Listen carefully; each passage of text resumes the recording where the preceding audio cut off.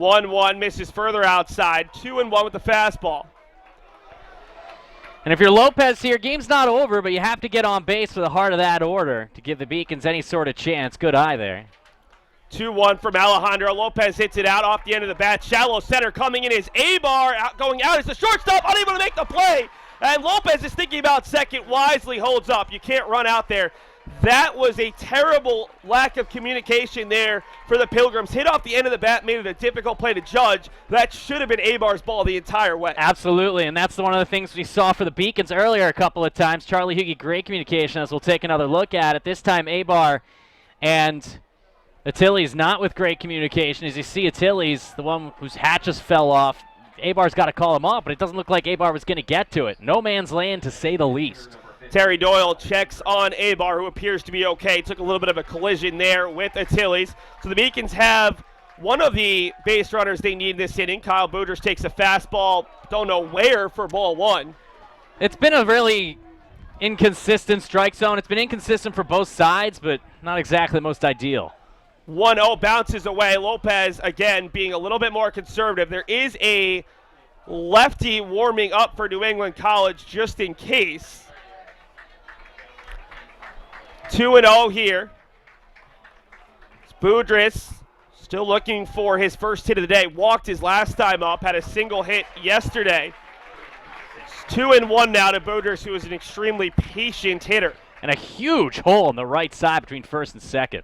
2-1 breaking ball right down the middle. High 3-1 on a pitch that looked very good from our perspective. The strike zone's shrinking in the later innings. We've seen it for the last few frames. Those higher pitches aren't going to be called. 3-1, Boudreaux rolls it over. Lopez doesn't know that the ball's behind him, and the Beacons hit into a game-ending double play.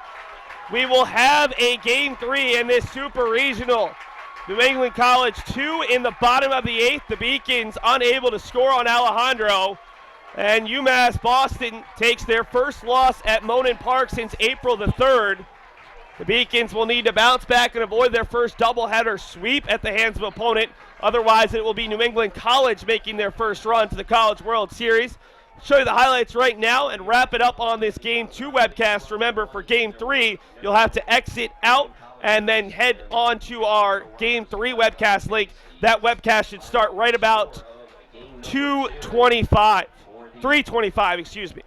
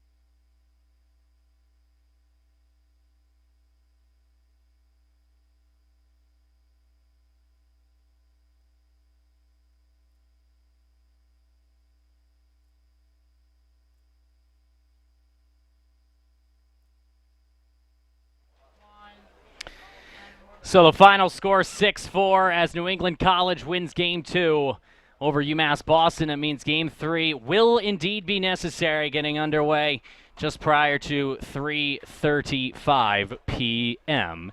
Eastern Time. 6 runs on 8 hits, no errors for NEC. 4 runs on 7 hits, no errors for UMass Boston. Before I do sign off, I do want to say this will be my final broadcast in Beacons Blue after 6 years here on Beaconville. I had a lot of fun, obviously, in all forms of men's and women's sports, getting to illustrate the outstanding athletic prowess and action on the field in front of you today. From great athletes of the past, Elizabeth Glavin, Krista Layden, Peter McIntyre, and more, to great athletes of the present, many of whom I'm working with today and have worked with throughout my years here, including Gigi Braga, Mary Jo Murphy, Kelly Danahy, Alyssa Fugel, and many, many more. Nonetheless, for everybody involved, I do want to thank our production team. You all have been great to work with, and great people as well. Can't forget Allie Crawford. Sorry, Allie. For Gigi Braga, Allie Crawford, Kelly Danahy, Christian Hodgson, Mary Jo Murphy, Shay Anwar, Eileen Shee, Sarah St. Surin, and of course, Seth Orensky. Good night, good luck, and good sports. We'll see you in about 30 minutes right here on the Beacons Broadcasting Network.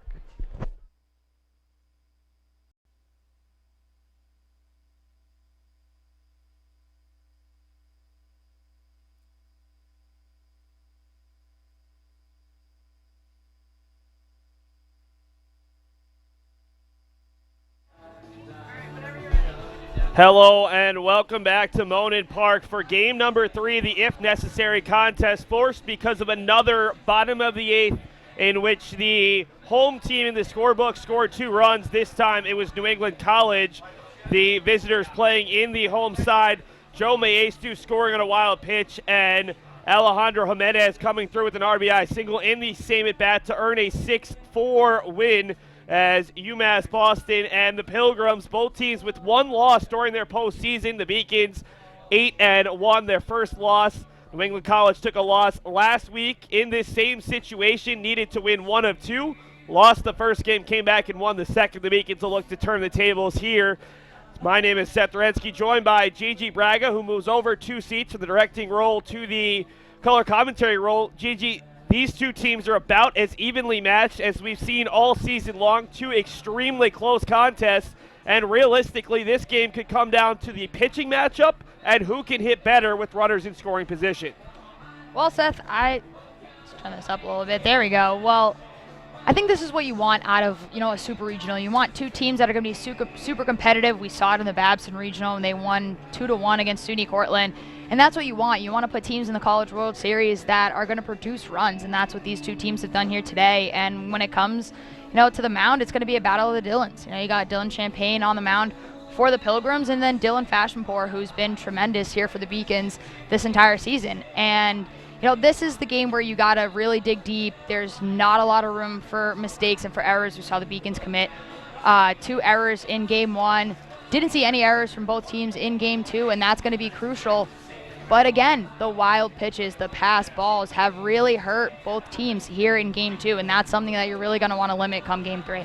3 runs scoring on wild pitches, 2 for the Beacons, and then that go-ahead run in the bottom of the 8th inning. The Beacons might have a slight advantage in the battle of the Dylans. Champagne making just his 4th start at 3.74 ERA in 33 2/3 innings. You can bet that if he struggles, Terry Doyle will turn it over to Sean Cormier, who pitched incredibly well in the regional final last week. 7+ innings of relief. Did not allow a run against the Huskies to get them to this super regional. For the Beacons, Dylan Fashionpour, a shutout last week of Southern Maine, 2 weeks ago of Southern Maine. He came on and won the regional final for the Beacons, allowing just 3 hits, although 2 of those were solo home runs. Without further ado, let's show you the highlights of the game that got us here. The New England College went up 4-0 on an Evan Delaney grand slam. The Beacons fought back to tie it 4-4 in the 6th, but in the end, it was that 2-run 8th that forced the if necessary contest.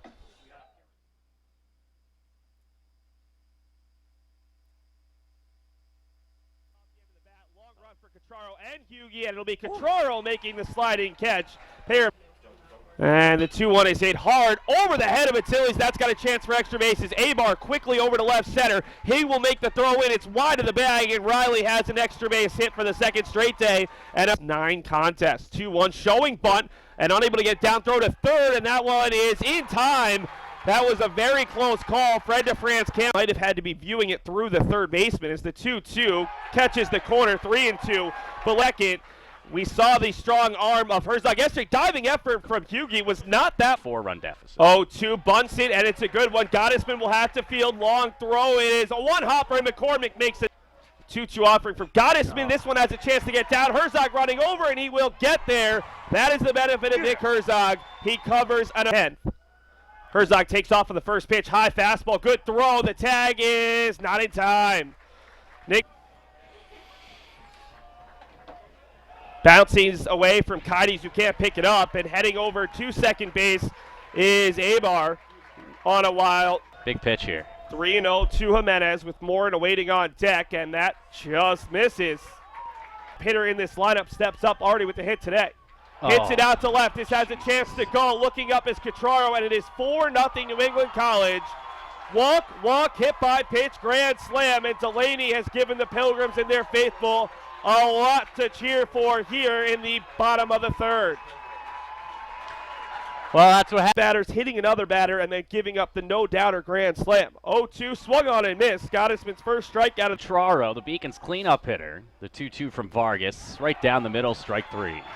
One down here. Will step in and launch one to deep left center field. Ibar on the run towards the track. It is off the wall. That's extra bases for Eddie. Riley cruising towards third. He's got a double and now a triple. Now big pitch coming here for Vargas and for Brown. The 1-2 inside. It gets away. Riley stopped. Now he's going to come. He double clutched and he's safe. He's safe as Vargas falls down on the throw. The throw bounces back. The 3-2 and then that one's ripped to center field. It's red.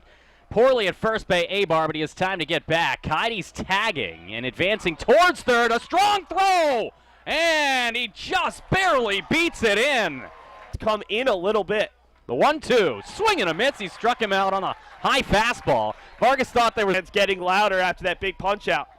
0-1, it's a bouncer, it gets away, and there's the run. As the wild pitch brings. Weekend in all facets of the game. The 2-2 pitch, beautiful curveball, and called strike 3. On this baseball.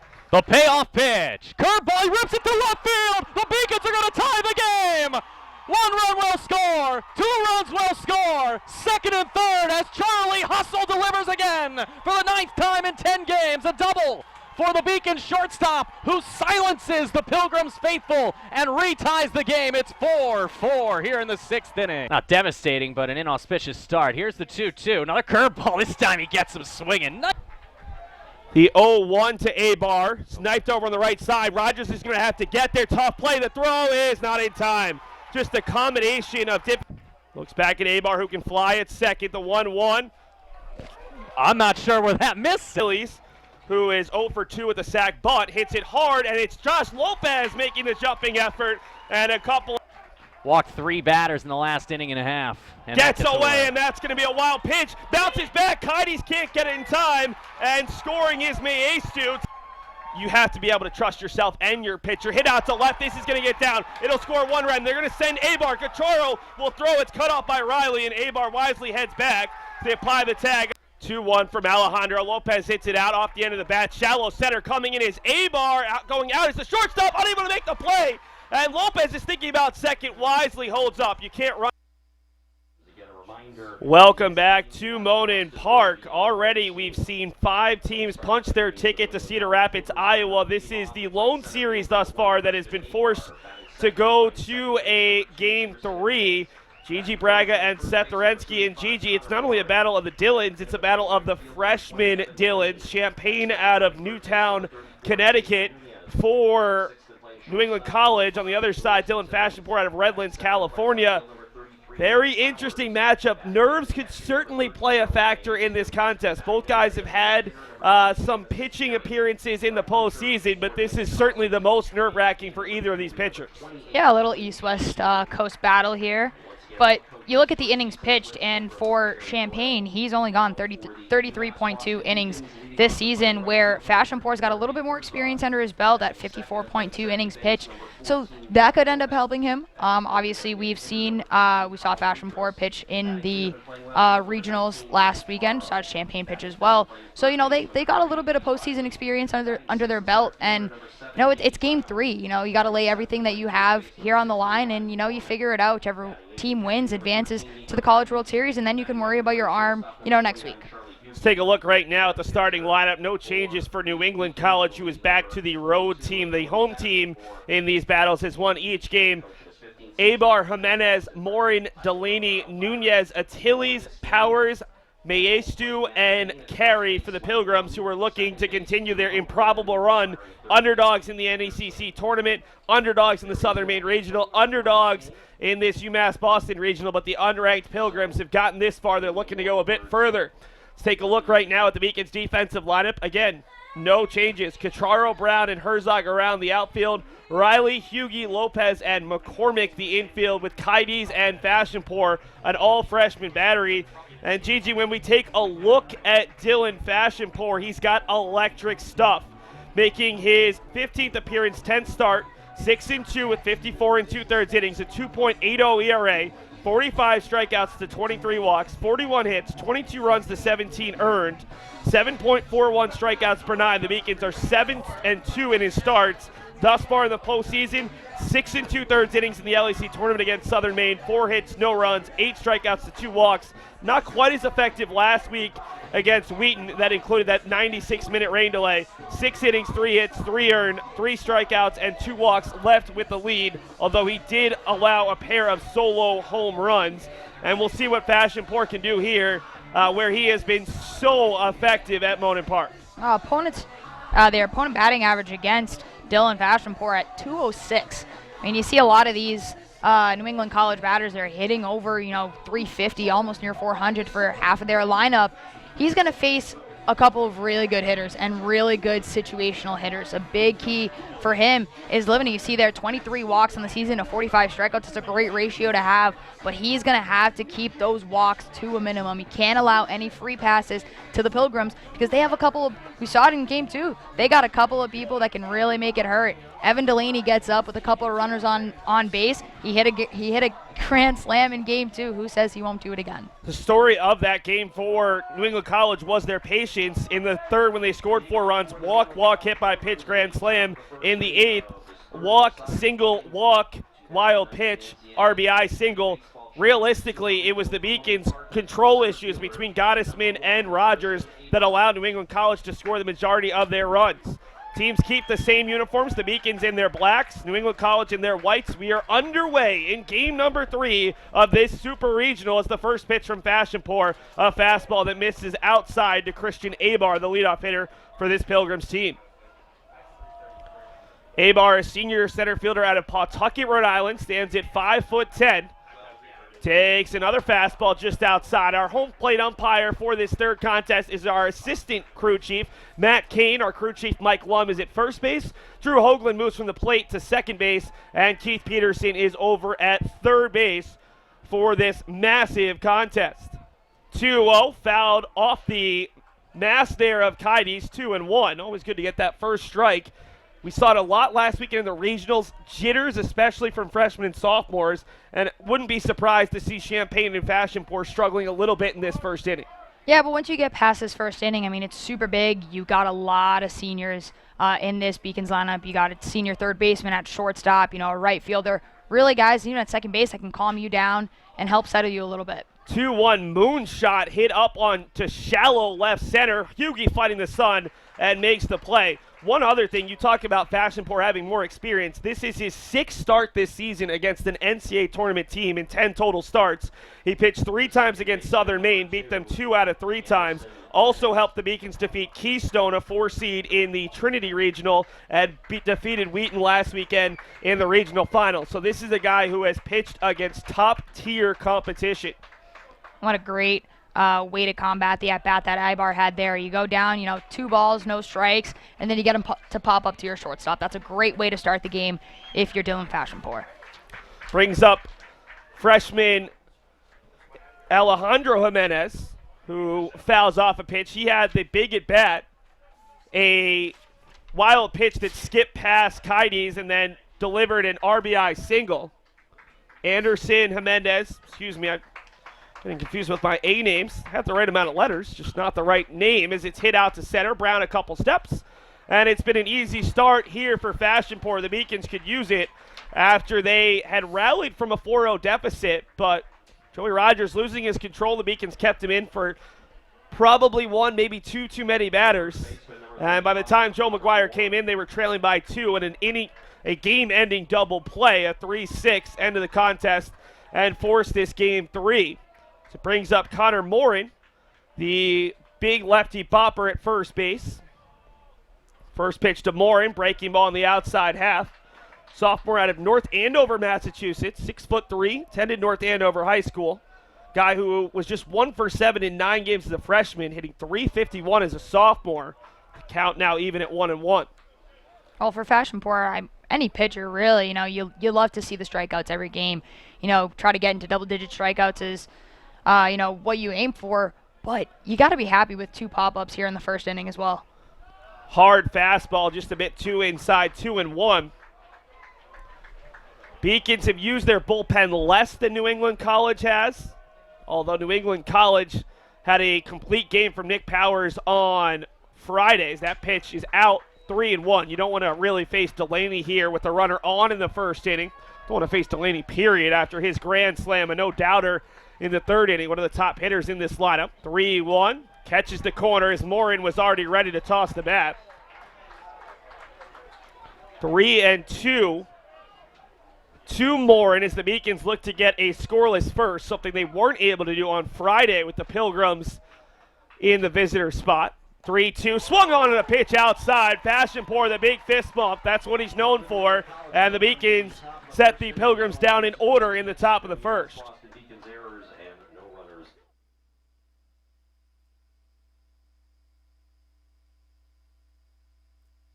The University of Massachusetts Boston. It's just minutes from downtown, and the Princeton Review calls it one of the best values in the country.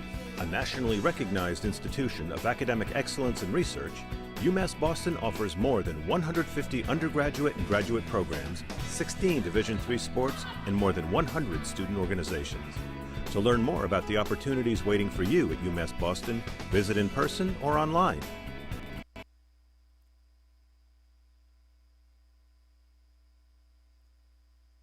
UMass Boston, a research university with a teaching soul.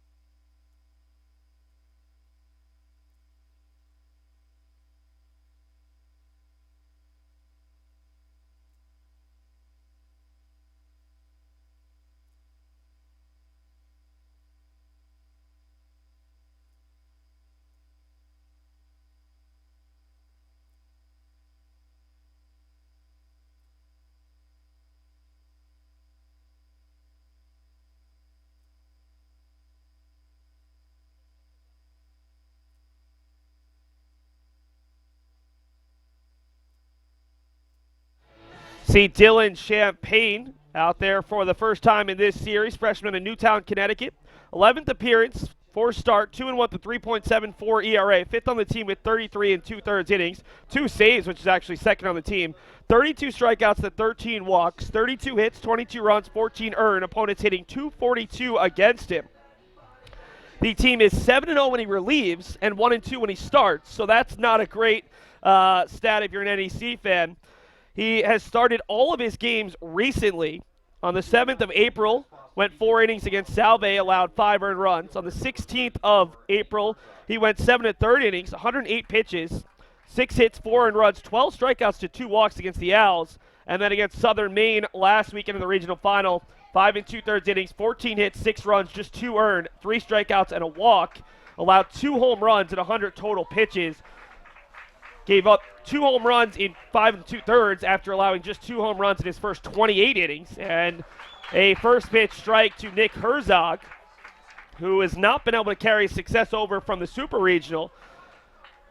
Had 1 hit yesterday, went 0 in the previous game as Herzog takes one off the corner. And Gigi, the scout on Champaign, is he's a strike thrower. 75 to 80% of his pitches will be on the zone, so the Beacons are going to have to be proactive against Champaign. Well, I'm actually surprised that, Nick Herzog loves to go for the first pitch swing. You saw him do it in Game 1 and Game 2 as well. You like to see him take a couple more pitches here, but again, these Beacons hitter have to be really aware that Champaign is going to be a strike thrower. He's going to be around the zone all day. Herzog swings through the fastball, has it powered past him, and he goes down. Big first out there for Champaign, and Gigi, for a Beacons lineup that has as many lefties in it, 3 and 4 and 6 and 7. This is a good matchup with yet another lefty pitcher. We saw Powers on Friday, and then Gene Castillo, not effective, but he came out of the pen in Game 2. Well, Terry Doyle, as that ball's popped up over to right field, I think Delaney's pretty much got a beat on it. But you see, Terry, for the Beacons, Coach Igerbro pretty much knew that Fashion Port was going to start Game 3 if it was necessary. On the other side, head coach Terry Doyle for the Pilgrims, you knew who was starting Game 1 and Game 2, and without your best pitcher, so to speak, statistically, you kind of have to say, how are we going to piece together a Game 3 here? That one a little bit low, but it catches the corner. Boudris is not a fan of the call. Talk about the best pitcher, maybe not their number 1, but certainly one of their top 3. Shane Audette, an incredible 76 strikeouts in 40 innings, unavailable for the postseason with a broken hand. He would have started one of these 3 games against the Beacons. Instead, they go with Champaign. And Sean Cormier, who on the season has started just 2 games, will likely be the second pitcher today for New England College, whether it's the 3rd inning or whether it's the 7th. That's how much confidence they have in Cormier, who pitched so well last weekend against Southern Maine. 0-2 fouled off. Champaign looks to match Fashion Port in this battle of the Dillons with the 1-2-3 first. And Kyle Boudris has had, a bit of a quiet day, especially in Game 2. You saw him, he went 0 for 4. You got to think, a hitter like Boudris, who's second in program history with hits, you got to think that he's due at some point. Powers has a beat on it and makes the play. Both of these teams go down 1-2-3, and a little bit nervous start here to game number 3. We head to the second. We'll take a look around the D3 baseball scoreboard and talk about the 5 teams who have already punched their ticket to Cedar Rapids, Iowa. Something I discovered in myself is that if I have a goal, I can accomplish it. It's a well-rounded experience. At a Division III school, you primarily a student athlete, so the school is really shaped around you developing yourself as a complete individual. It helps a lot that you have a family with your team that can guide you.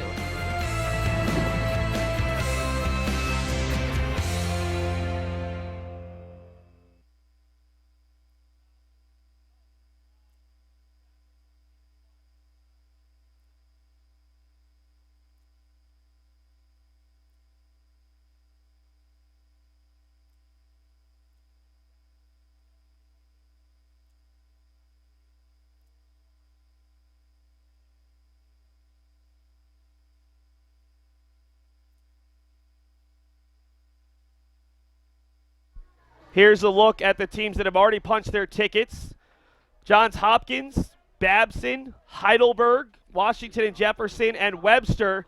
Chapman and Birmingham Southern both won yesterday, lead in at least the 5th inning or later. This is the only series right now that looks as if it will go to the if necessary game, which is just something that everyone who's not wearing NEC Navy here in the press box loves, because means more of their Memorial Day weekend is spent in this crowded press box. The first pitch is taken for ball 1 to Evan Delaney, who had the biggest hit of this series thus far, the grand slam with the bases loaded and 1 out in the 3rd inning off of Ben Gottesman as the 1-0 is popped up over our heads out of play 1-1. Delaney, a senior out of Hadley, Mass, stands at 6 foot. Attended Hopkins Academy.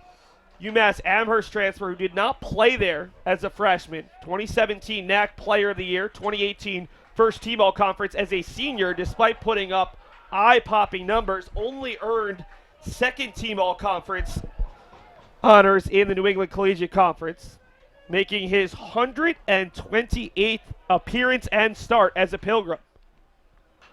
Breaking ball fouled off 2-2. Now you talk about Dylan Champagne being a strike thrower, and you're going to see the same thing here from Fashion Poor. I think that he's going to utilize his curveball maybe a little bit more, try to get hitters to chase a little bit, but don't doubt that he could just blow it right past you. 2-2 to the cleanup hitter. And it's another foul ball as Delaney, who did have that big home run. Delaney in game number 2 of this regional finished with 2 singles, a grand slam, and popped up foul to first base. A nice 3-for-4 day after having 2 hits on day 1, so already 5 hits on the weekend. Guy who came in to this tournament with a batting average over 400 and on-base percentage over 500. Swings and misses. Tag applied by Kides. And another strikeout for Fashion Poor, who has 2 in a row. And that's got to feel really good there for Fashion Poor. You end the first inning on a strikeout. You start the second inning right where you left off. You get another K for your team, and now you got 1 out in the top of the second. And he's one of these guys that he'll let you hit the ball and let his defense and trust his defense that they can make the plays. And that's super important for a pitcher to have that much confidence in his defense. Brings up Xavier Nunez. Third baseman takes the breaking ball a little bit low for ball 1. Xavier out of Lawrence, Mass. Attended Lowell High School. Northern Essex Community College transfer. Pretty much about half, maybe even more of this New England College team is a collection of transfers. He was the North Atlantic Conference Player of the Year a year ago. First team all-conference player this season in the NECC. So he teased one down the right field line, tailing foul, and it will go foul. Saw a couple of those yesterday that were blown towards the fence because of the wind. That one was just well out in front from Nunez, who hit 400 as a junior. And this season he came in hitting 391. So he fouls it off the other way, 1-2. Well, this Pilgrims lineup here, Seth, I mean, you're talking 3, 4, 5, and more in Delaney and Nunez, and these are guys that got so much pop in their bat. You know, you can't really, as a pitcher, you can't make a mistake and just throw it right down the middle because they'll attack it and send it right over the wall. 1-2 bounces through the wickets of Kides. Nunez in that game number 2, 1 for 3 with a walk as he singled his first time up, lined out to second, walked and grounded out to short. Did not get a chance to bat in that 8th inning when they scored 2 runs and set 7 runners to the plate. 2-2, did he go? It sure looked like it, and we will get the official call. 3 consecutive strikeouts, all by way of the swinging strike. And you see Nunez having a brief conversation with Louis Attiles. This New England College team tries to figure out the freshman phenom from California. Well, you also got to think about it, Seth. The Pilgrims ended game 2 facing, lefty and Joey Rogers. Only 3 batters got to see Joe McGuire. And you're going from seeing a lefty to a righty, having not played baseball for about 45 minutes. And Fashion Poor comes in a different way than, Rogers and McGuire did as well. Fashion Poor, in my eyes, and obviously I'm not going to say that I know as much about baseball as some of the Beacon's former alumni who have watched the program this year, even the coaches and the players, has some of the most electric stuff on this staff. When his stuff is there, the fastball can be overpowering. The cutter, the curveball, he can be near unhittable if he's on, and he's been pretty good to start. Quickly ahead, 0-2 to Attiles, who hits it out to center, and there goes the no-no. Not that we thought that was a real possibility, but a nice job by Attiles taking it, going with the pitch, and getting a sharply hit single out to center. And that's what you get from Nunez coming back from his at-bat, relaying the information that he got to Attiles, and, pretty much just saying, put your barrel on the ball. He's giving you all the speed that you need. He's not throwing so slow that you need to, put a little bit more oomph in it to get it into the outfield. He's giving you all the speed you need. You just need to put the barrel on the ball and it'll travel. Nick Powers, the game 1 starting pitcher, has played in left each of the last 2 games, moving the guy in the on-deck, in the hole, Jamison Carey, to the DH spot. Powers, a senior who has a year left of eligibility out of Malden, Massachusetts, 6'1", took the loss yesterday after giving up 4 earned runs over 8 innings. Final 2 runs coming in the 8th as the Beacons erased a 4-3 deficit. Beacons are certainly the higher-ranked team in New England, the higher-ranked team nationally, ranked 23rd in the D3Baseball.com poll, 22nd in the ABCA poll, but it's been the Pilgrims who have led for more of this series.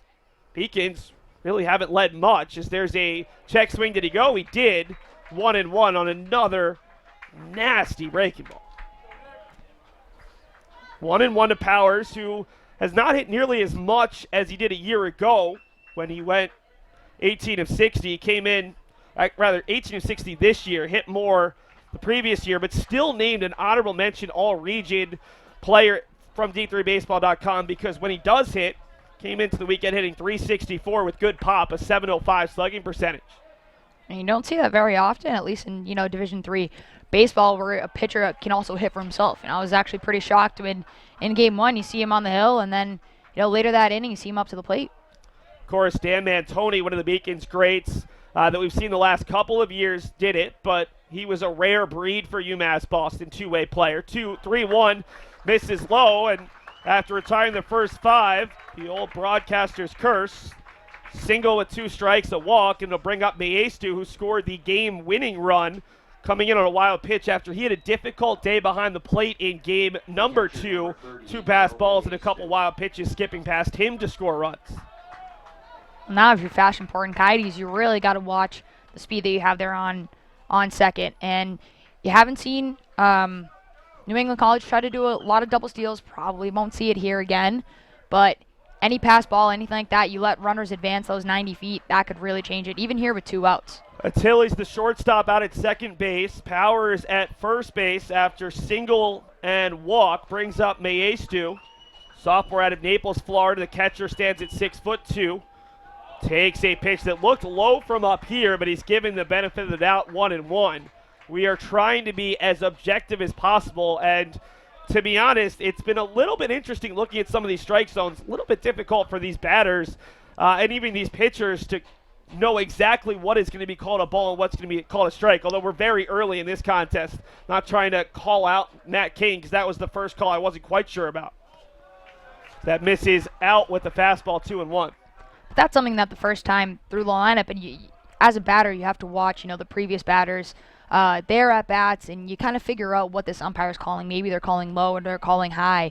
And, as an athlete, you got to adjust to it. You have to adjust. If he's going to keep calling it low every single time, then you got to start swinging at it. Even if you personally don't think it's a strike, but it's going to get called a strike, at certain points in the game, it becomes more on you rather than on the umpire. Mays to a big cut, swings through it, making his 15th consecutive start and his 17th appearance in the last 18 games, just his 25th start of the season. 2-2, chopped over to the third baseman, Riley. Instead, it's Terry Doyle, who we were informed won a gold glove in the Mexican League when he was still playing. Doyle, the first-year head coach, the D3Baseball.com Regional Coach of the Year, had quite the extensive resume after Boston College, played throughout a lot of different minor league systems, and also played in the Dominican Republic, Japan, Mexico, and Venezuela. 2-2, 2 on, 2 out, swung on and missed. Fashionport strikes out the side, albeit with 2 runners on. We head to the bottom of the second. Can the Beacons get their first base runner against Dylan Champagne? I did receive a non-athletic scholarship upon entering school. I got the presidential scholarship, which was huge for me. I think there's more opportunities for academic scholarships in Division III.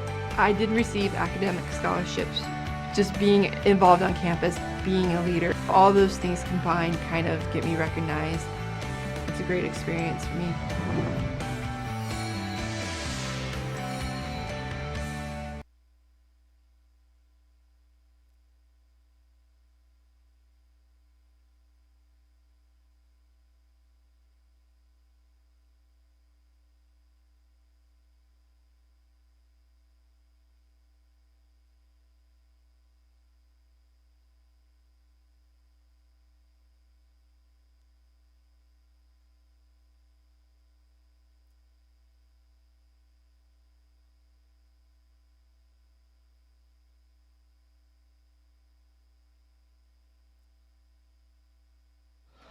Dylan Champagne back out on the mound.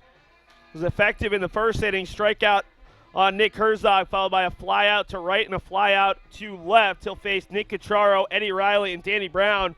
And Gigi, as odd as it sounds looking at the numbers, the Beacons probably have the most confidence in the second half of their lineup with the way they played this weekend. Riley has been phenomenal with 3 extra base hits. Brown, the MOP of the Little East Conference Tournament, an all-region selection in the UMass Boston Regional. Big day yesterday. Was able to come through a little bit in game 2. McCormick had the big hit, the 2-run single, and Charlie Hughey is probably their hottest hitter overall with hits in 11 consecutive games. Well, other than Josh Lopez getting 2 hits in the previous game today, it's been their middle and bottom of the lineup producing all the hits for the Beacons. Nick Cacciaro went 1 for 4 in game number 2. Struck out twice, then he singled and scored in the 6th. Also flew out to left. He had a big double yesterday. Those are his 2 hits in the regional. Junior out of Beverly, Massachusetts. 0-1 is chopped over to the right side. Should be an easy play for Anderson Jimenez, and he makes the play for out number 1 in the second. So 1 down for Eddie Riley, who has been a spark plug for the Beacons in game number 2. He doubled to lead off the second, but was stranded when he actually was picked off on a bang-bang play at third base. He tripled and scored in the 4th inning, then grounded out to third and flew out to right. He also had a triple yesterday off of Nick Powers, the first triple that Powers had allowed all season long. Takes it low, 1-0. And you see Christian Abar over in center field, shading a little bit to his right, our left, and that leaves a little triangle out there in center field at 420 that Eddie Riley really likes to hit and leg out that triple. Little triangle, it's massive. 1-0, comes inside 2-0. I say that because at Fenway Park, you have that same issue.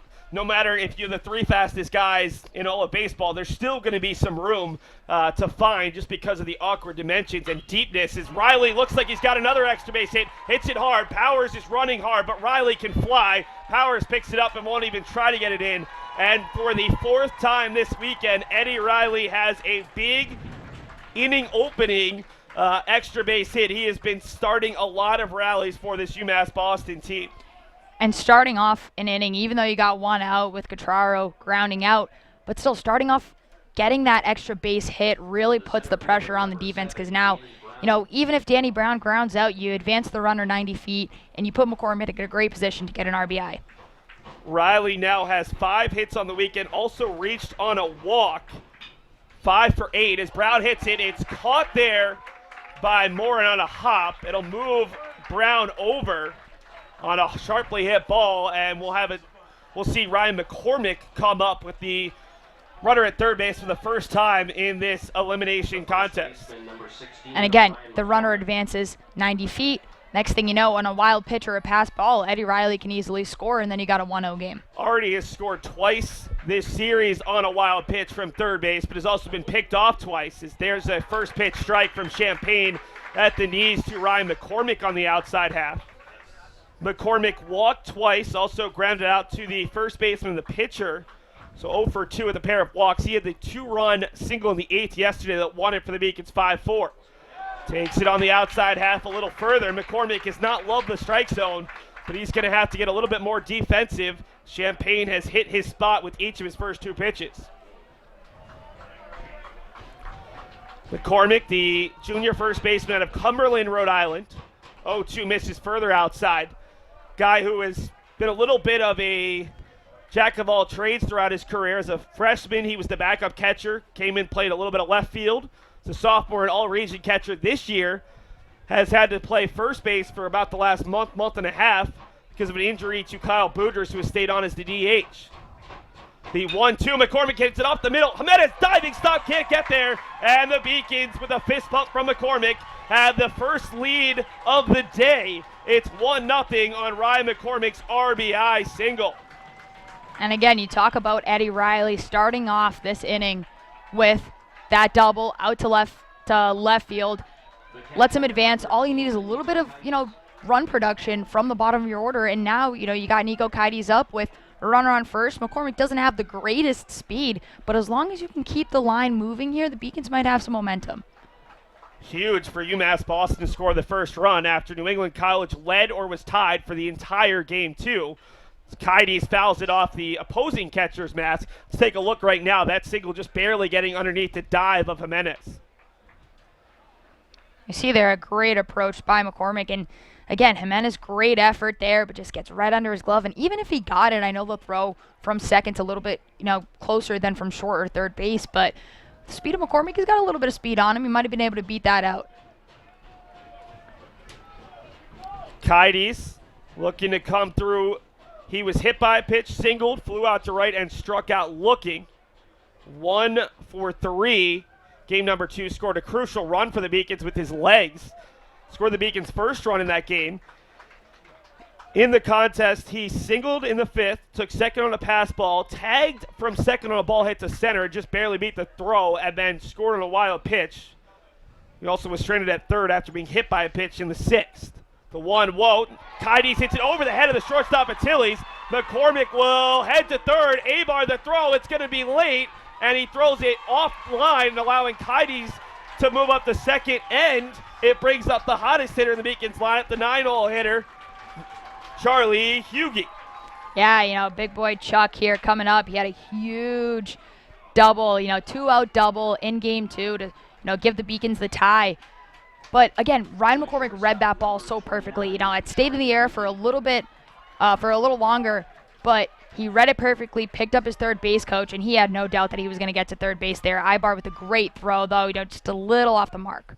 Well, it also helps there were 2 outs, which meant McCormick should have been running hard either way. It brings up Hugie, a double in 9 of his last 10 games, has hit safely each of those 10 contests. Takes the first pitch, strike. Hugie just asking about the location of that pitch.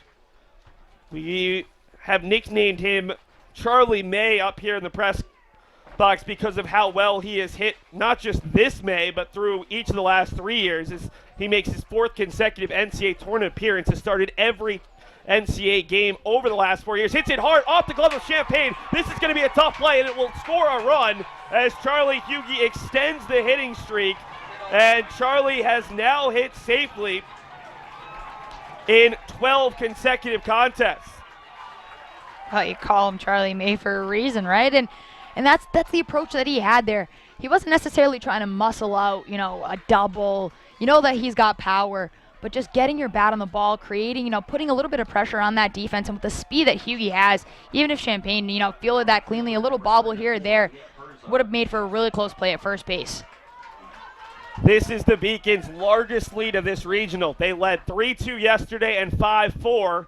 See if they can get a little bit more. No movement in the New England College bullpen. It was a clean 1-2-3 first. In the second, the Beacons have gone double, ground out to first, single, although Champagne, just a little bit more height, probably would have been able to hold on to that ball and end the inning.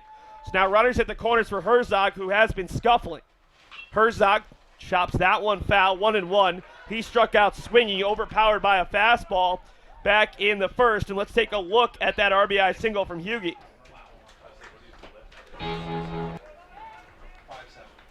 You see here on your screen, he just finds a way to put it. That's a beautiful play there. I mean, Champagne really almost had it. He had a beat on it, and you see him a little bit frustrated there that he didn't hold on to it.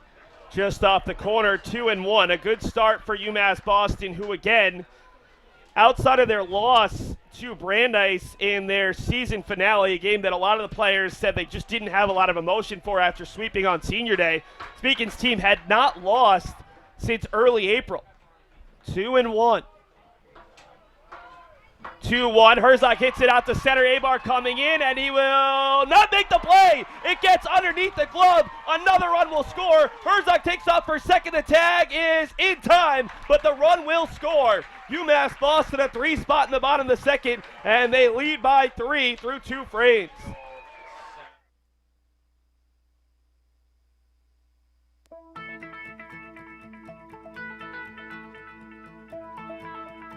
College has given me the flexibility to pursue my passions and my interests, and I've recreated my identity for myself aside from just being an athlete. My greatest personal discovery has been that I am capable of doing things that I didn't know I was capable of doing. To be able to study what I wanted to and continue to play the sport I love, all of those things came together very nicely in one package in Division III.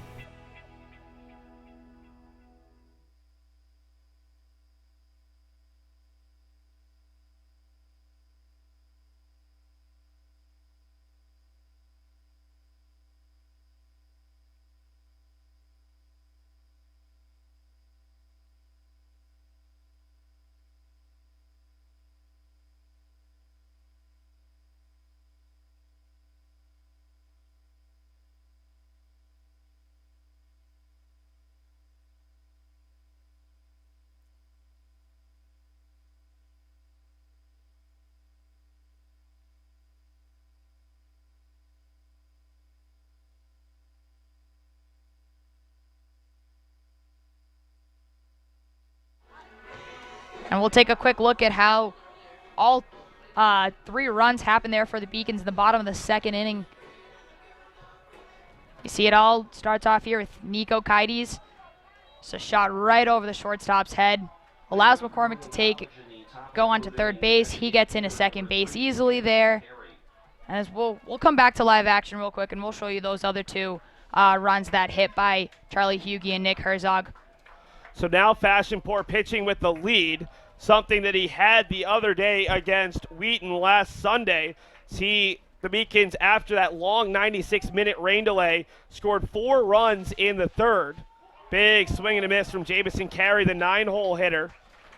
Remember, New England College had their chance in the second after back-to-back strikeouts to start the inning, single and a walk to put 2 on before a strikeout, swinging the 4th of the day for Fashionport amongst the 6 outs. Chopper over to third, long back step for Riley, long throw, it is there in time. And through the first time through the order, Fashionport has allowed just 1 hit and 1 walk. That's a great play there by Eddie Riley. He became, an everyday third baseman this year, and even a little bit of last year. He had Kyle Boudris there for his first 2 years of his career, but Eddie Riley doing a great job there, manning that hot corner for the Beacons. Beacons played a much cleaner game defensively in game 2 than they did in game number 1. As it brings up Abar, who almost made a brilliant sliding catch. He tried to sell it to the umpire, but it was very clear from here in the press box that the pearl had gotten underneath him, and with these bright, brand new baseballs, it's pretty difficult to fool an umpire on a sunny day like today. Check swing there, pitch that almost hit him, ends up going to the stop, and it should be 0-2 to Christian Abar. And now that you've gone once through the lineup, you get to make a little bit of adjustments. You figure out what Fashionport's throwing, and you kind of try to adjust to his style of pitching. Another ball that comes up and in on Abar, in and out of the glove of Kites. UMass Boston with their biggest lead of the regional. As weird as that is to say, 3 runs in the second. They had not led by multiple runs. Beacon's team has not led for that long. The 1-2 coming to Abar, the NEC fans stomping on the third base side. It doesn't take long to get the Pilgrims faithful start cheering. UMass Boston fans coming out here, a lot of student bases. And even if you're not out here, a lot of people watching on the broadcast. Shout out to a couple of my teammates on the softball team sending me a couple of text messages here. We know that they're watching from home as well. Pitch comes inside. 2-2 now. You look at UMass Boston, they scored 3 runs in the second yesterday to take a 3-2 lead. New England College answered with 2 in the 5th. So the Beacons only led for 1 complete inning, the 4th inning yesterday. Hit hard out to left. Cacharo going back at it off the wall, and he'll have to watch it go off the wall. And Abar easily has 2, but because of the very short amount of space out there in left field, no chance for Abar to think about a third base, as that is a extra base hit for Christian Abar, the first of the game for the Pilgrims, and they have a runner in scoring position for the 2nd consecutive inning. That's a great at-bat there by Christian Abar. And you saw Nick Cacharo going really back to the wall. He had no chance of catching that ball because it was so high up on the wall. But, just didn't allow Abar to advance to third base just because of the distance between, where Eddie Riley was and Nick Cacharo's speed getting to that ball. Brings up Jimenez, who has had himself a phenomenal series. Local kid who played very well in the last series up at Southern Maine. There are not many freshmen in the lineup for either team. Nico Kites for the Beacons, Jimenez for the Pilgrims, but they both have been wildly impressive. 0-1 pitch to the second baseman, hit on the left side. This is going to be a tough play. Hugie tries to get behind it, the throw across, and a scoop from McCormick. This is a guy who did not play first base this year until about April the 5th, and he makes a huge scoop for a big out number 2 on a difficult play for Charlie Hugie. Gigi, as a shortstop yourself, that's the hardest play to round, get your body going there, and make the long throw. Absolutely. You said it perfectly there, Seth. Just the arm strength that Charlie Hugie has, and you got to credit Eddie Riley going for that ball, but Hugie being there to back up his third base and making that diving play, and McCormick just getting that stretch, making it a huge bang-bang play. Great job there by Charlie Hugie. He looked the runner back at third. He had realized that there was no one there covering third base. His only play was to first. Great play there by Charlie May. Connor Morin takes the first pitch, breaking ball for a strike. He struck out swinging, started a streak of 3 consecutive strikeouts for Fashionport, who has 4 overall. Gets away from Kites. It'll be ruled a strike and it didn't get far enough to send Abar. So a pair of good fortunate things for the Beacons going there. So 0-2 now as Fashionpour looks to work around the one-out double from Abar, who's over there at third base. 0-2, 2 outs, runner at third. Another ball that bounces up there, and Kaidi is able to keep it in front. Nico Kaidi's had a huge task here behind the plate today. When you got a runner at third base 90 feet away in a fairly close game, 3-0, you know, the Beacons aren't that comfortable with their lead, and New England College is right on their tails. Any pass ball, any wild pitch, that run is scoring from third base. 1-2 coming to Moore, and the 3-0 hitter in first baseman chops over the top of it. This will go foul. McCormick playing behind it. If he had charged that, I think he would have been able to get that ball in fair territory and make the easy play. Instead, there'll be at least one more pitch to Morin, who will be seeing his 5th pitch of the at-bat. I agree with you, Seth, but where McCormick started, he's so far back. You see there on your screen, you see McCormick, he's playing so far behind the bag that once that ball rolled foul, I don't think that there was any way that he could have charged it and kept it in fair territory. So we'll see how Fashionpour deals with that. The 1-2 on the inside corner, strike 3, the 5th of the game for Dylan Fashionpour, and New England College leaves another runner in scoring position. We head to the bottom of the third. It's UMass Boston looking to add to their 3-0 lead.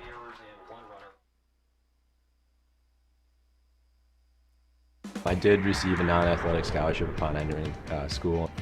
I got the presidential scholarship, which was huge for me. I think there's more opportunities for academic scholarships in Division III. I did receive academic scholarships. Just being involved on campus, being a leader, all those things combined kind of get me recognized. It's a great experience for me.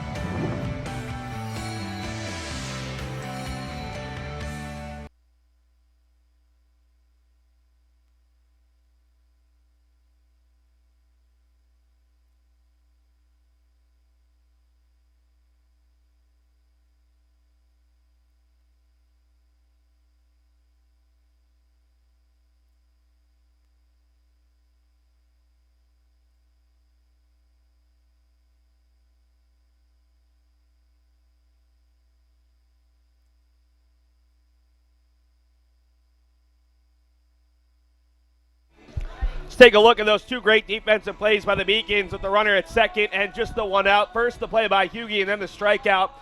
Two really big defensive plays by a Beacons team known for their defense. You see Hughie, the long throw. The scoop is really good there from McCormick, and then a called strike 3 looking.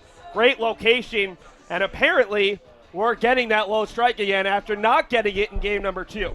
Well, you change the umpire. You know, every umpire has their own different strike zone. But just going back to that Hughie playing at first, it is so tough for a first baseman to not only have to stretch and scoop, but also keep your foot on the base to maintain that out. And that was a great play there by Ryan McCormick as well. McCormick, a guy who at some points it looks like he's still learning the position, but he is an athlete, and he showed it there. A really nice play. Update for you from one of the other 3 games that are still going. Birmingham Southern, a team that has been very close quite a few times, is dominating the team that would have been the local team if they had gotten back to Iowa. They lead 11-1, needing 1 win today to get to the Super Regionals. In the other game out west, it's a much closer game, but Chapman, who won yesterday, leads 2-0 over Concordia, Texas, needing 1 win today. This literally could be the only game 3 needed between all 8 of the Super Regionals in this, the first year of the regional, Super Regional format at the Division III level. 2-1 to Josh Lopez. Takes it a little high. 3-1. On that. Mays, to 2 pitches prior to this, had no idea where that pitch missed. And honestly, I agree with him. You saw a little emotion out of him there. 3-1, and that catches the corner. And a lot of times, if you see the catcher or the pitcher say something about the umpire, you don't get that call. But this time, the umpire, Matt Kane, does give the call. 3-2, Lopez hits it out to right. Delaney can fly, and he easily gets there. There have been so many balls in games 1 and games 2 where John Scooters and I thought the ball had a chance to get down, and the combination of right fielders and center fielders are both fantastic and very fast. And luckily today, I mean, the wind isn't blowing as hard as it was in game 1. I mean, that ball, Delaney wouldn't have had to move at all. You know, if it was game 1, that ball would have trailed perfectly right over to right field. Kyle Boudris flew out to left down the line in the first. Had one hit in game one, an infield single. Did not get a hit in game number 2. The Beacons are hoping that he will wake up sooner rather than later from this hitting slumber. He was 1 for 4 in game number 1. So I get my score sheets mixed up. Hits it hard out to center, but Abar has tons of space and will catch the fly ball. Champaign retired the Beacons in order in the first, gave up 3 runs, all with 2 outs in the second, and is now retired back-to-back. And Gigi, going back to it, Herzog kind of got caught between first and second on his RBI single that got underneath Abar. I think he wasn't sure if it was caught or not. You hate to make the last out trying to get overly aggressive there, although Champaign is settled and now a ground out to second. Although let's make sure Jimenez makes the throw. And Catraro is retired. So Champaign has had 2 good innings and 1 bad one. Fashionbor's had runners on in 2 of the last 3 innings, but has yet to give up a run. We head to the 4th. The Beacons lead 3-0 in this battle of the freshman Dillons. I did receive a non-athletic scholarship upon entering school. I got the presidential scholarship, which was huge for me. I think there's more opportunities for academic scholarships in Division III. I did receive academic scholarships. Just being involved on campus, being a leader, all those things combined kind of get me recognized. It's a great experience for me.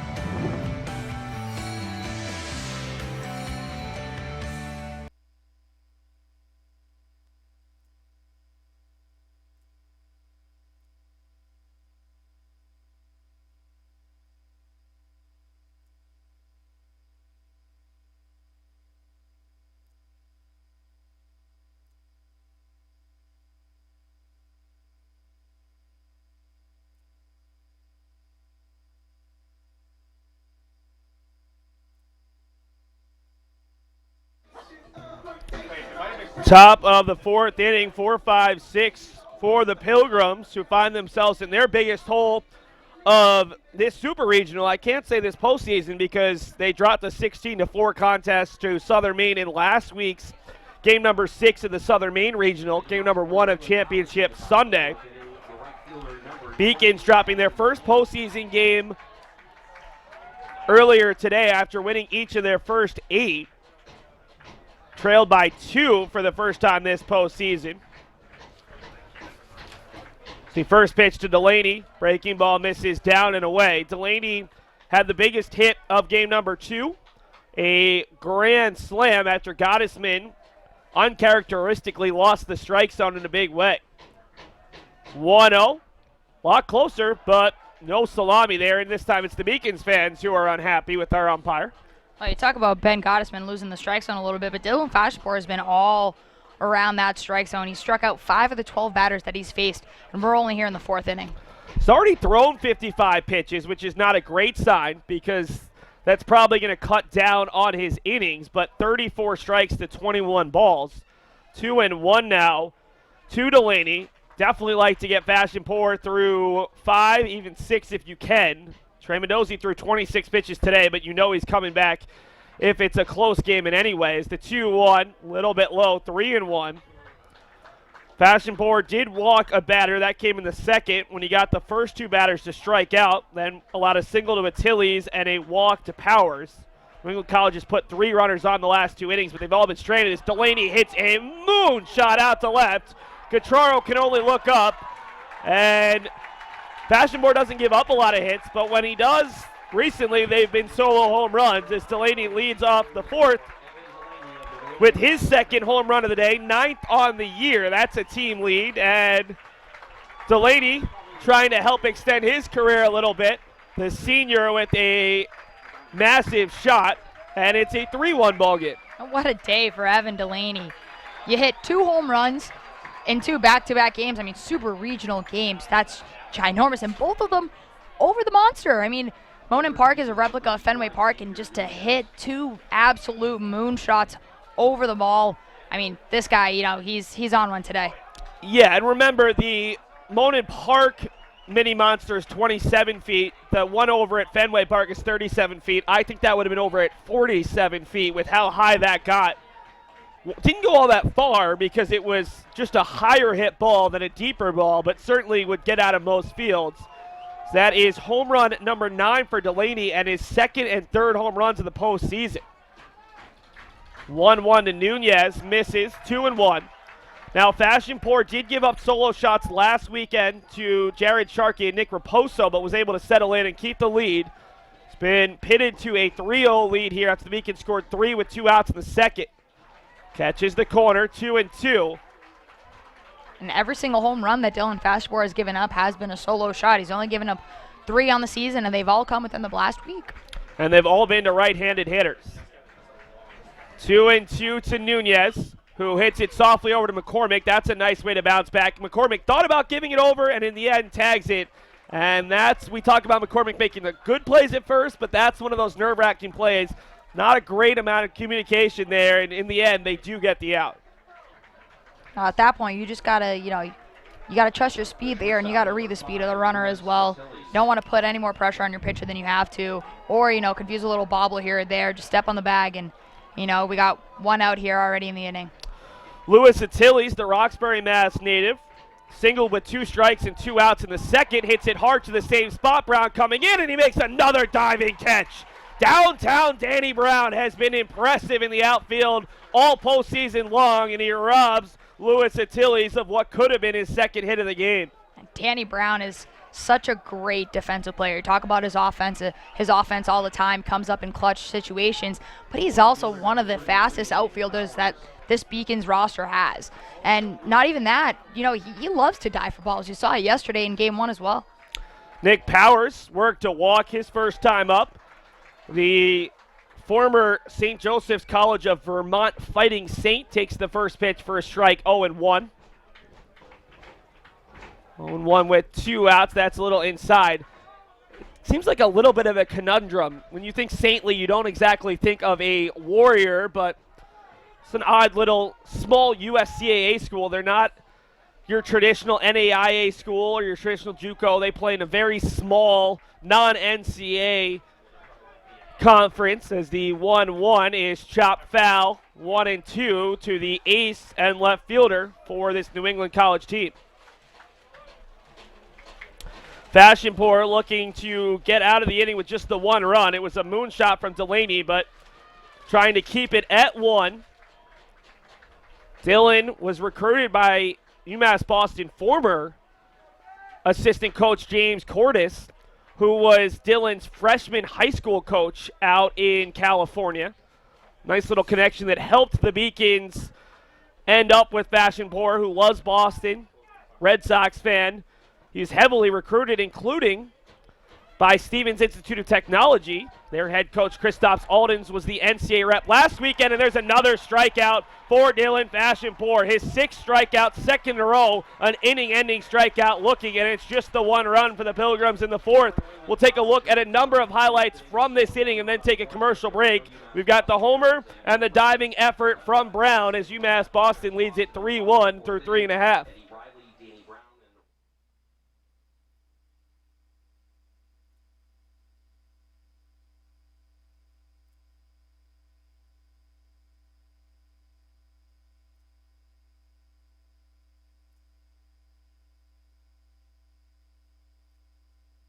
The University of Massachusetts Boston, with its scenic oceanfront campus, easily accessible to downtown Boston, is recognized as a model of excellence for urban public universities. 16 NCAA Division III sports are part of the more than 100 student organizations that create an engaging campus life in America's biggest and best college town. UMass Boston, Boston's urban public research university for the 21st century.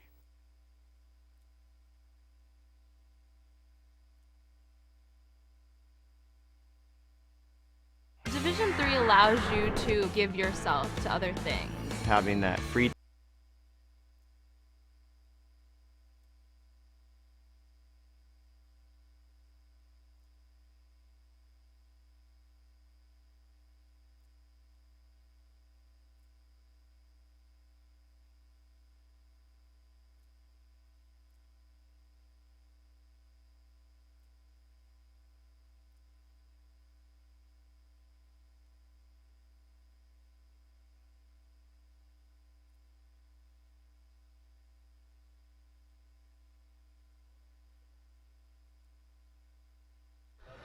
Dylan Fashionpour has struck out 6 batters already, bringing him to over 50 on the season. His season high is 10 against Roger Williams in his first start at Monon Park. Struck out 8, did not allow a run against Southern Maine in the LEC tournament. On the other side, Dylan Champagne trying to keep his team in it. Gave up 3 runs with 2 outs in the second, but retired the Beacons in order in the third. And Gigi, this is the part of the order that got to him. Eddie Riley with that 1-out double, followed by 4 consecutive singles from the 7 through 1 spots.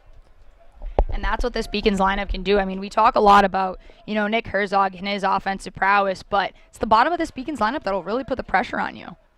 Riley has been very aggressive swinging the bat this weekend, but has been able to put the ball in play for the most part. Has 4 extra base hits already.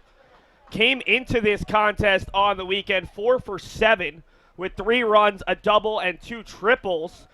Make it 5 for 8 with 2 doubles, 2 triples, and 4 runs scored. Pretty good for a Beacons team that has only scored 12 runs, and he now has himself another hit, his 3rd consecutive 2-hit game of the Super Regional, and he's a leadoff base runner, the first of the day in this game for UMass Boston. And now you get a guy in Danny Brown who, it's a 3-1 game, and with the amount of power that Brown has, I mean, you're not looking for a bunt situation here. You're looking for him to put this ball into play and see with the speed of Riley, any ball in that gap, he's thinking third base all the time. You're not thinking bunt. I'm thinking bunt, and we'll see what Brendan Igerbro does, because Brown has the speed to beat out a bunt, even if it is for a sacrifice. Shows it, puts it down the third base line. Tough play. Champagne picks it up, throws it for no reason, and the Beacons have an infield single. And Gigi, that is why you bunt. You bunt with speed to put the pressure on the defense. I stand corrected. Fair enough. Okay. So now, do you bunt? So do you bunt McCormick now? I 100% do. I do too. Even though he's not one of the best bunters, or better bunters, I should say, on this Beacons roster, I mean, at this level, you got to be able to get a bunt down, hopefully, and then that puts a little bit of pressure on the defense. You see the first baseman's cheating in a little bit. The thing that you don't want to happen, and it happened in game 1, is you bunt down that third base line and the pitcher throws it to third, and you get that force out there. McCormick shows bunt, pulls it back on the breaking ball. McCormick is not as good of a bunter as Brown, who already has 2 sac bunts and has bunted for a hit multiple times this year. Ryan does not have a sac bunt this year. Did have an RBI single to give the Beacons the lead in the second that scored Riley. RBI single just underneath the glove of Jimenez. Showing bunt, first baseman charges, another breaking ball, throw down to second, and it's not there in time, but that is the strong arm of Maestu, forcing Riley to avoid going too far. The real pressure here is McCormick needs to put this bunt down on the third base side, but he needs to put it down the line because Champagne will be the guy trying to pick it up and throw to third. It's an easier play than throwing to first. And he's a lefty, so he's got an easier throw to third base than a righty would to feel the ball turn and throw. Morin is very in already at first base, not showing bunt. It's a double steal. The throw to second base. The tag is not in time, and the Beacons steal both bases as Brown, the faster of the 2 runners, maybe by a very little bit, just slides in, and the Beacons have 2 runners in scoring position with still no outs and a 2-1 count coming to McCormick, who's had some of the biggest hits of this tournament. And I would love to see that play again, to wonder why Maestu threw it to second. Maybe he thought that he definitely didn't have Riley at third base and was trying to just secure an out at second. I think Riley had the better of the jump, certainly saw him, but we'll take a look at that when we get a chance. 2-1, 2 runners in scoring position, hit over to Jimenez as Brown dashed off of second and back, and there will be no advancement. Smart play from Riley, because that could have caused some real issues for UMass Boston. We've already seen the Beacons run into an out on a similar play on Friday. And the thing about the double steal is here, you take away the double play that would have happened if that same play happened there. You would have probably been an easy 4-6-3 double play. But now, you only got 1 out. If Coyotes can just get this somewhere into the outfield, there's a likelihood that Eddie Riley would score on a sac fly. Pitch is inside. We've seen good arms across the board. Abar has a cannon out in center, but I think you pretty much send the runner either way with Riley having elite speed. Right-hander is warming for New England College. We'll try to get you the name on that pitcher sooner rather than later. It's 1-0. The infield stays in.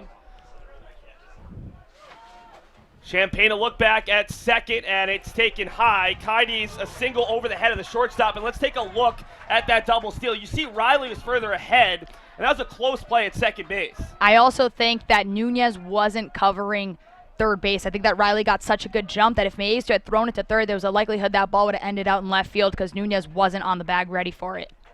2-0 coming to Nico Kaides as the Beacons look to blow this game open on the outside half, 2-1.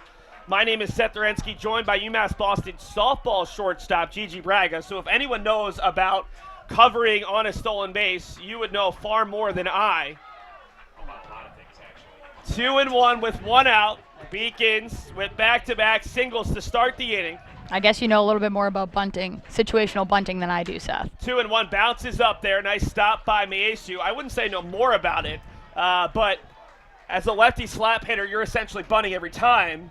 Whereas baseball, trying to at least, definitely trying to, you know. Big fan of using your speed to get on base, and I mean, Brown did it perfectly, and I think that Coach Eigerbrod understands the speed that his player has. 3-1 pitch. Kaides will be looking for it in his part of the zone. We'll see if it's a fastball. It is, and he fouls it off. That was really a pitch that Kaides wanted right down the middle, but unable to put it in fair territory.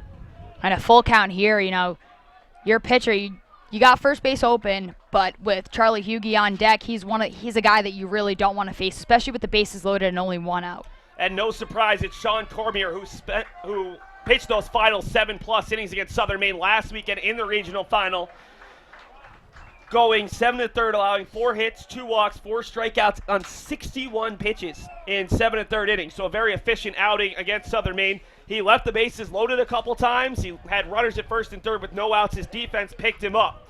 3-2, still 2 on and 1 out. The infield is in for the Pilgrims, and Kaides hits it to the shortstop. Coming home is Riley. The throw is offline. It gets away. It'll score 1. Heading to third is Brown, and the Beacons add to their lead on what has to be an error there. The question is, which Pilgrims infielder is going to be, maybe they're going to give a fielder's choice. Going to be a fielder's choice and an error on Achilles, his 19th error on the season. The Beacons add on to their lead.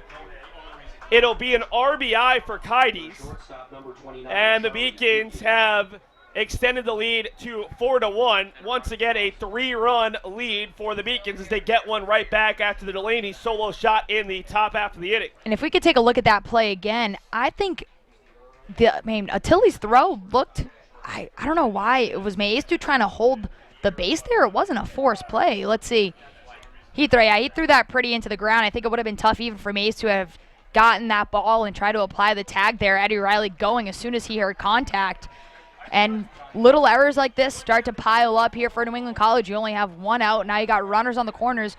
Granted, a guy like Nico Kaides, not as fast as a runner as the other players on this team, but still putting the pressure. You got one of the fastest players in Danny Brown, 90 feet away from home plate. And you have Charlie May at the plate, a 12-game hitting streak, RBI single line drive off the glove of Champaign back in the second innings. The throw over is not in time. And that was only an error because getting away from Mayestu allowed Brown to move up to third. So now, instead of being at second base, he could possibly score in a wild pitch, a pass ball, a sac fly, maybe even an attempted double play that doesn't get turned as Hughey shows bump, pulls it back. If you're thinking about a squeeze play, Charlie Hughey is the guy to do it with. Tremendous bunter, immense speed, very difficult player, although he might have been bunting there for a hit. As it is 4-1 now after the Pilgrims make a rare miscue defensively.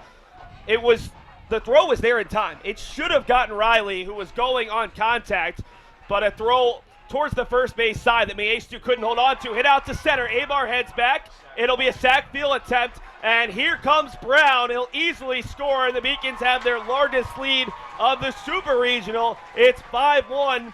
Thanks to some heads-up base running and the miscue by the Pilgrims. That's a great at-bat there by Charlie Hughey. Realizing there's 1 out, doesn't have to do too much. Do you want to get a base hit? Absolutely, but what's more important? It's scoring the run. Puts that ball in the air. Abar's got a cannon, but he knows that the speed that Danny Brown has, anywhere into the outfield, there's a likelihood he's scoring. The Beacons have scored 2 runs in the inning on just 2 hits. Leadoff single, bunt single, the double steal, and then a fielder's choice where the ball got away in the sac fly, and now Herzog tees one foul. Ripped it after getting an RBI single his last time up, his first hit since the first inning of game 1. but just misses extra bases there, a little bit out ahead of it. And going back to that Achilles play, you saw it in game 1. He made that same play and got Danny Brown dead out at home plate. So you see it again. It was a great idea. You know, you want to save that run. It's a super close game. They were only down by 3 runs at that point, trying to help your pitcher out a little bit. That ball nearly catches. Turns out Kaides is taking off. There was no one covering. The tag is there in time. And Gigi, before we go to break, I'd like to take a look at that play and you analyze the footwork of Achilles. Maybe did that throw go wide because his feet weren't quite set on the throw home that allowed the Beacons to score the run? We'll take a look here real quick as soon as we can cue that replay up for you. If we can get it in a little bit of a slower motion so that we can really take a look at his footwork. It's a routine ground ball. He picks his head up. His footwork wasn't really wrong, but he knew it as soon as he let go of that ball. Maybe it was something in his release point, too much torque and twist on your body there, but his feet were pointed right at Maestu. I think that as soon as he released that ball, he knew something went wrong. Probably was in the delivery, but we'll take a quick commercial break. When we come back, we'll see Dylan Fashionpour back on the hill.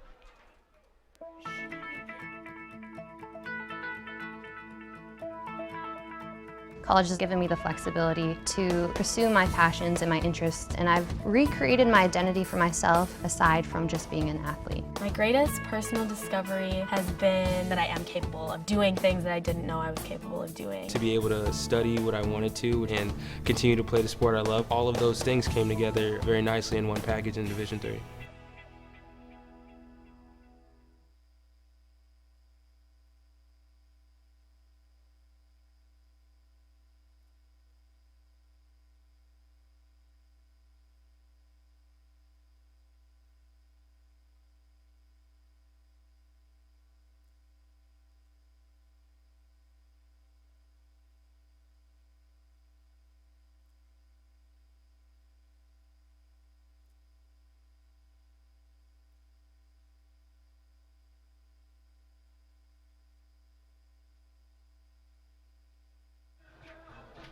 Five to 1 UMass Boston here in the fourth. The 22nd/23rd ranked team has bounced back in a big way from their first postseason loss of the year. Had started 8-1, and Gigi, it helps when you look at this Beacon senior class that makes up most of the position players playing in their 39th career postseason game between the Little East Conference Tournament and the NCAA Tournament. 14-7 all time in NCAA Regional and College World Series play. Yeah, talk about a team that's got experience. I mean, in the regional, you face a team in Wheaton who had been to regionals. I believe it was 12 times. Yeah, and they had been to the College World Series in 2017. Yeah, and you got, Coach Eigerboats, he's no shy to postseason play, and to have this senior leading class having this much experience, it really helps calm your freshman pitcher down a little bit. Fashionpour catches the inside half, back-to-back strikes, 1 and 2 to Maestu, who struck out swinging, the third strikeout of the second inning, left 2 on with 2 outs. Fashionpour has 6 strikeouts thus far, and he just missed strikeout number 7, a little bit low there with the fastball. Gigi, that first win for New England College, so impressive when you take into account the Beacons had won 8 in a row, 19 of 20, 21 of 23, 24 of 27, and yet New England College did it while leading or tied for the entire game too. This Pilgrims team, they might be out of a conference that everyone outside of New England may have never heard of, but they have been so impressive, not just this weekend, but in Southern Maine last weekend, beating the Huskies 2 out of 3 times, beating the NEWMAC champion. This team is one of the most impressive teams we've seen come to Monon Park in the 4-year history of the stadium. Well, that and being the underdogs, you take a look at their record as Dylan Fashionpour gets his 7th strikeout of the day, his 2nd on Maestu. But again, you take a look at this Pilgrims team, and they're the underdogs. You get, they got a couple more losses than they would have liked, but that takes a little bit of the pressure off your back. No one really expects you to win, against the #1 team in the nation in Southern Maine, and you come out of that regional into this Boston Super Regional. It's amazing. It takes the pressure off their back. Jamison Carey takes a sweeping breaking ball on the outside half, 0-1. Now, Gigi, I've got to correct you. They're the 3rd-ranked team in the country, the Huskies. But one of everybody but the 2nd seed amongst the top 5 teams in the country lost last weekend in the regionals. The only team that survived was Concordia Chicago, who lost in 2 games to Webster. So the highest ranked team is Chapman, who will bring you an update on whether they were able to hold on and win out west. We will give you an update on the 2 games that were going on outside of Boston, the 2 late starts in between the top of the 5th and bottom of the 5th, as the 9-hole hitter Carey, who grounded out to third his first time up, is behind the count 1-2. Fashion Poor, 7 strikeouts, and he's brought the pitch count down a little bit, just 77 pitches. This is number 81 to throw across, and another nice play by Hughie and a nice stretch from McCormick for the second out of the inning. And you talk about New England College, that in game 2, you're talking about a team that they've got nothing to lose. I mean, what do you come in, the Beacons haven't been swept all season, I'm pretty sure. They haven't doubleheaders. They haven't been swept in doubleheaders. But you're coming in, you got nothing to lose. You either play your best baseball or you go home. And in players like this, and I'm sure that their head coach told them the same thing. Christian Abar, first pitch swinging, a single out to center. He has 2 hits, a single, a double, and a pop-up to shortstop. And just as they did in the second inning, Fashion Poor gets the first 2 batters, but gives up a base hit with 2 down. Despite only having the 1 run, New England College has 4 hits, and they've also earned 1 walk. They've had base runners in each of the last 4 innings against Fashion Poor. Brings up Anderson Jimenez, who has flown out to center, and then Charlie Hughie made that brilliant play to get behind the ball and a strong throw. McCormick with the scoop back in the 3rd inning to get the second out after Abar had doubled with 1 out. And you'll see Nico Kides trying to keep an eye there on Abar at first base. 0-1 clubbed out to left. Catraro's going to have to hurry. They are going to send Abar to third, and they will hold him there. Back-to-back hits. Anderson Jimenez continues to thrive in this pressure situation, and all of a sudden the tying run is in the on-deck circle as Connor Morin, 0 for 2 with a pair of strikeouts, gets his 3rd crack at Dylan Fashion Poor. And the good thing here for the Beacons is you got 2 outs. A pop fly, you don't risk that sac fly. If you get a routine ground out, you're in a little bit of less trouble. But for the Pilgrims, this is one of the best opportunities you've had all day. And if you're Connor Morin, you're sitting on 2 strikeouts. You want to produce a little bit. You think that it's your time, that you're due right now. You've seen him twice already. This is your 3rd time through the order. You're trying to adjust on his pitches, try to figure out when he's going to throw you a fastball, sit on it, and try to drive that ball. A gapper will likely score 2 runs for the Pilgrims here with the speed that they have on the base paths. And I like the fact that Daniel Gamble, the Beacons pitching coach, UMass Boston will use one of their 6 designated defensive timeouts and one of their 3 with the coach. Gamble, the Beacons alum who was on that 2010 College World Series team, has had a great career as the Beacons pitching coach. This weekend they came in as the 16th ranked staff in all of Division III in ERA at 3.30, and he'll have a chat with Fashion Poor trying to settle him down and how to approach Morin. Gamble's the guy who calls the pitches, so they just wanted to go over what Fashion Poor feels comfortable with. So there are 2 on with 2 outs, the second time today that New England College has gone down with the first 2 batters, but have been able to put runners on with 2 outs. Morin has 7 home runs on the year, 2nd on the team, takes the first pitch high with the breaking ball, 1-0, and I like that idea to not come in with the fastball on the first pitch. Absolutely. You got runners in scoring position. You see that first pitch, you're not trying to waste any single time. If it's juicy and right down the middle of the plate, you're looking to drive that ball. 1-0 to Morin. Just a little bit low, 2-0. Nick Catraro out in left field put his hands up in disbelief. That's how frustrated some of these fielders and hitters have been with some of the calls this weekend. Well, you got first base open, so you can put him at first, but then you got to face Delaney, who hit a solo shot against you in the 4th inning, I should say, and that he's someone who already has a grand slam on the day today. That's someone you don't want to face, especially with the bases loaded. You got to go after Morin here. Yeah, the plan was definitely not to pitch around Morin, despite the lefty-righty matchup. 2-1 as Fashion Poor's fastball's fouled back to the stop. Fashion Poor looking to come through again with another big out. Catches the outside corner with a low fastball, and the NEC faithful to our left cannot believe it. 2-2, 2 outs, 2 runners in scoring position. The Beacons leading at 5-1 as Fashion Poor looks to get out of a jam for the Third time in 4 innings. 2-2, swung on and missed. Another inning-ending strikeout from Fashionpore, and he is jacked up coming off the mound. The Beacons strand 2 more Pilgrims, and it is a 5-1 Beacons lead heading to the bottom of the 5th.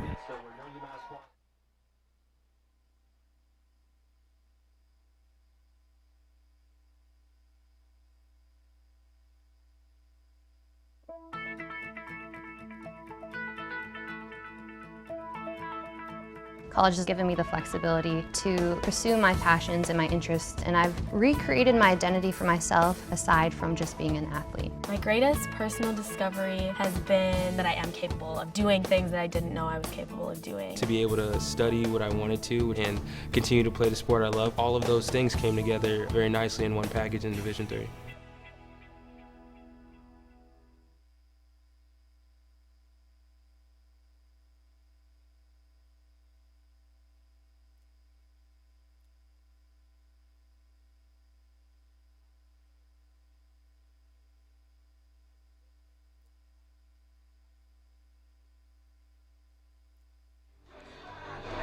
Welcome back here to Monin Park on the Beacons Broadcast Network, and we'll take a quick look at that strikeout there by Dylan Fashionpore, probably the biggest strikeout of this game for the young freshman. You see him there, just ice in his veins, goes down low, that curveball. And that, I mean, Morin with 3 strikeouts on the day already. When you got runners in scoring position, you know that you have to get, they're table setters. They set the table, and now you got to clean it up, and you got to bring those runs in. It's a completely different game if you score those 2 runs.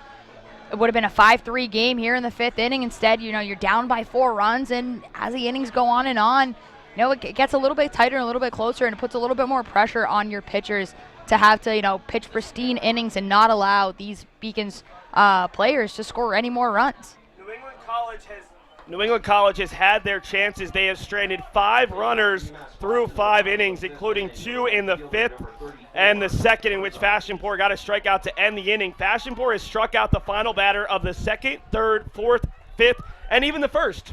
He's done it in every inning thus far, 8 total. That is tied for the 2nd most for the young freshman. He tied his playoff record with 8 strikeouts against Southern Maine in the LEC tournament, and he has pitched extremely well. Dylan Champagne has pitched well as well. 1 unearned run as Herzog pops it up to shallow right. Jimenez will give way to Delaney, and Delaney makes the play for out number 1 here in the 5th. Gigi, we've had great weather for this tournament, and we've had great viewership. 1,530 viewers yesterday for Game 1, 1,601 for Game 2, and almost 1,000 here already through 4.5 plus innings of this Super Regional Game 3, and I think this was part of it. We've had tremendous fan support coming out, 380 fans for Game number 2 of the Super Regional, probably close to that with maybe even some more fans trickling in for this Game 3. It's been a fun weekend of baseball both here and across the country as Lopez hits it out to right center.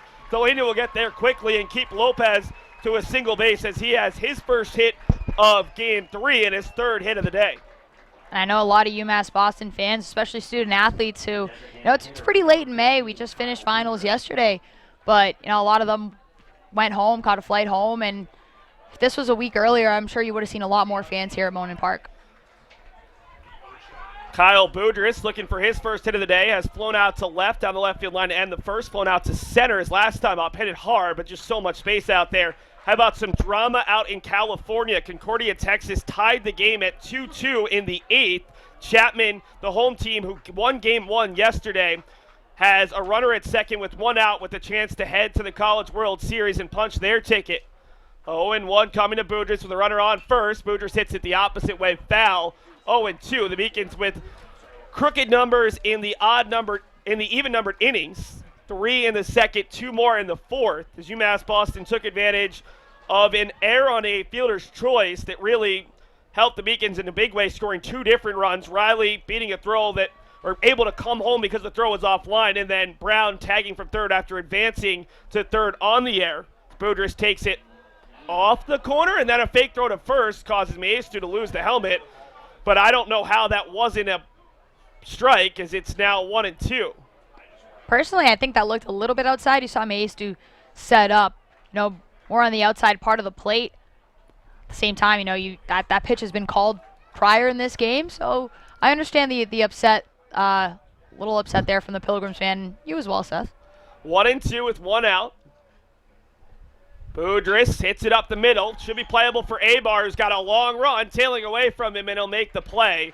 Kyle Boudris has hit the ball hard in each of his last 2 at-bats, but still looking for that hit number 254. As the playing on his home field has not actually been a benefit for Boudris, who has just 3 hits the last 2 weekends after going 4 for 5 with his first career 2 triple game in the LEC title game against UMass Dartmouth, as Nick Cotraro, who has grounded out twice, the second baseman, will look to come through with his 3rd hit of the Super Regional. Well, Kyle Boudris has been 0 for 7 here today, and he's one of those guys that you don't hear that stat very often for a guy like Kyle Boudris, who just loves to get his barrel on the ball. Cotraro, a huge hack, swings and misses for strike 1. 0-1 to Cotraro, who had a double on Friday that helped the Beacons start a 2-run bottom of the 8th that ended up being the game-winning runs, and then a single earlier today as Lopez fakes taking off and Cotraro fouls it off him. 0-2 to Cotraro, working against Champaign, who has kept the Beacons quiet in the odd-numbered innings. In fact, didn't allow a base runner in the 1st or 3rd. Allowed just the single base runner at 1-out single to Lopez here in the 5th. Champaign, freshman making his 4th collegiate start. 0-2 to Cotraro, hit over to the second baseman. Jimenez will go the short way this time, and Cotraro is 0 for 3 with 3 ground balls to the second baseman. We head to the 6th. UMass Boston looking for another scoreless inning as they try to punch their ticket to Iowa for the first time and to the College World Series for the 3rd time in a decade. Paris changed my life, and I got there through UMass. Those very specific seminal moments in Paris, the subway. A man in a tuxedo walked in, and a woman in a long gown. And it was stunning. It all hit me. It was like a lightning bolt. There was this world of beauty and style that I wanted to be a part of.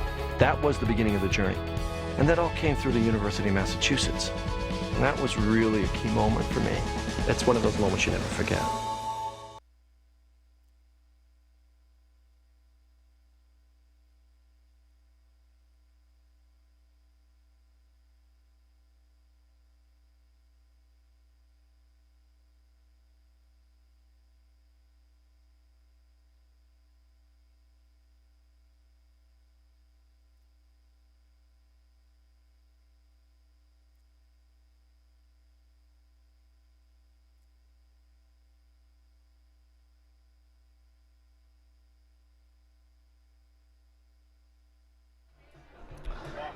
The new pitcher for UMass Boston is the sophomore righty out of New Bedford, Massachusetts, Tyler Aruda, 6'2", 10 attended Greater New Bedford Regional Vocational Tech.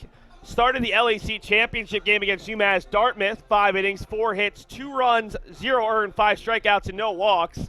Has allowed 1 earned run in his last 27 innings.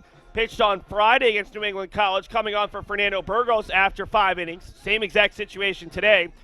2 innings, 2 hits, did not allow a base runner before being lifted in the 8th. I think that he allowed maybe a hit by a walk and an error cost him, so he came out in the 8th. For Aruda, threw just 27 pitches, had a chance to catch up with him in between games, and he said, you know what? Feel great right now. Not a guy who typically would pitch twice in 3 days, but the second team all-conference guy is doing whatever his team needs out of him in this Super Regional. And if you're head coach of the Beacons, Brendan Igerbrough, you're trying to see if you can ride Aruda for 3 innings. And at that point, you bring in your closer, your ace, Bobby Tramandozzi, and see if he can close out this game for the Beacons if they're still in the lead by then. Big swing and a miss by Evan Delaney, who struck out swinging and hit a solo home run thus far today. Aruda looking a little bit deeper at his numbers. 15th appearance. This is his 7th out of the pen, 7-1. Second on the team with 1 save, a 2.10 ERA. Tops amongst second best amongst the Beacon starters, 55 and 2/3 innings, 40 strikeouts to 24 walks, 43 hits, 16 runs, 13 earned, a strikeout per 9 rate of 6.47 as it's hit hard over to Hughie. He has plenty of time and throws a strike across as Delaney is retired for out number 1. That's a huge out there for Arruda to get, the home run hitter in the 4th inning. You see the power that Delaney has in his bat, and to get that out there for your first time coming out of the pen here in this game, that's huge, and that's huge for your defense as well to settle yourself down a bit. You're halfway through this game, and you just got to buckle down at this point. For Fashionpour, he leaves the game after 5 innings in line for the victory, just as he did a week ago when he went 6 innings.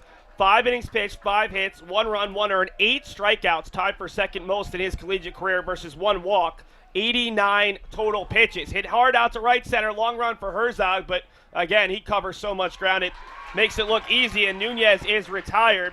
2 quick outs to start this appearance for Tyler Arruda. Pretty sure that one step of Nick Herzog's would probably be about 3 or 4 of mine. I'm pretty sure that if you put me in the same spot as Nick Herzog and gave me a 5-second head start, I still don't get to about half the balls that he does. I concur. I definitely agree with that statement. So it'll bring up Louis Attiles as the Beacons look for their first 1-2-3 inning since the first. Big swing and a miss. The Beacons pitcher, Dylan Fashionpour, struck out the final batter of each of the first 5 innings. Arruda has a lot of strikeouts on the year, but not quite the strikeout pitcher that Fashionpour is. As the 0-1 is fouled back. Arruda started his day against 9-1-2 back on Friday. Tired the Pilgrims in order in the 6th. Allowed a 1-out walk in the 7th to Delaney before getting Nunez to line into a double play. And then walked Attiles. So he faced every batter in the Pilgrims lineup once and allowed 3 base runners, a pair of walks, and then that error on Lopez that should have been a double play ball in the 8th, as that nearly catches Attiles, and he'll stay down for a moment. Not where Arruda was looking to go. There's been a little bit of trash talk going back and forth, but really no chippiness between either team. I don't think we've had more than just the 1 hit by pitch, which came early in game number 1. I mean, sometimes you miss a little bit on the command there. Like you said, I don't think Arruda was trying to hit Attiles. 2-2 after missing badly. Looked like he caught the corner, but maybe a little up. Count runs to 3-2 now. Attiles has singled and flown out to center, and there's another strikeout to end an inning. Tyler Arruda's first of the day, the 9th for Pilgrims batters. We head to the bottom of the 6th. Can the Beacons keep taking advantage of these even-numbered innings? 3 in the 2nd, 2 more in the 4th, and we will see a new pitcher for the Pilgrims to start the bottom of the 6th. Celebrate the soggy shoes and the slow starts. Celebrate the lessons learned along the way.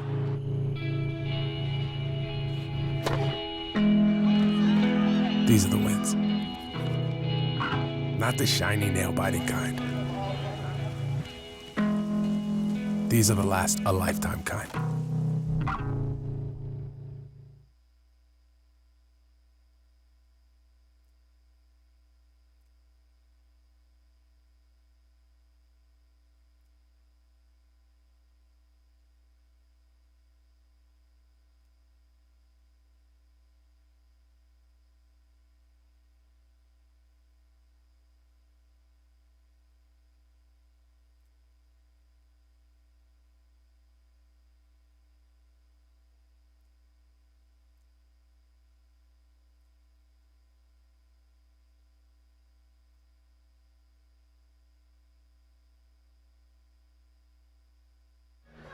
Does it all.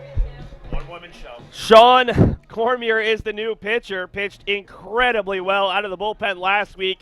After he came in, his team was losing 6-4. They came back to tie it 6-6 and then won it in 13 innings, 7-6. So if you're New England College, maybe you have some extra confidence because of that. Cormier in that contest, 7 1/3 innings, 4 hits, 4 strikeouts, 2 walks, 61 pitches, which might be the most impressive thing to me. Now, he's not always going to be effective, but he has been pretty good this year. for the Pilgrims. Cormier, a sophomore out of Rochester, New Hampshire, stands at 5'10". And Gigi, to give you a little bit more on Cormier, attended Spalding High School as a freshman, a 5.23 ERA, but as a sophomore, making his 10th appearance, 8th out of the pen, 2-1 with a 3.41 ERA, 31 2/3 innings, 21 strikeouts to 10 walks, 32 hits, 21 runs, 12 earned. Opponents hitting .244 against him, and he's a guy who can give you some innings, has gone at least 2 innings in 7 of his 9 previous appearances. Faces Eddie Riley, the man who has been particularly good this weekend. 3 2-hit games. Today he has doubled and scored, singled, stole a base, and scored in the 2nd and 4th innings. Misses a little outside, and this time it's the New England College fans who have a little bit of a protest. You can just hear it from the fans grunting on the broadcast. It's just, if we had a live look at the two fan bases, that would just tell you all you need to know about whether it was a strike or not.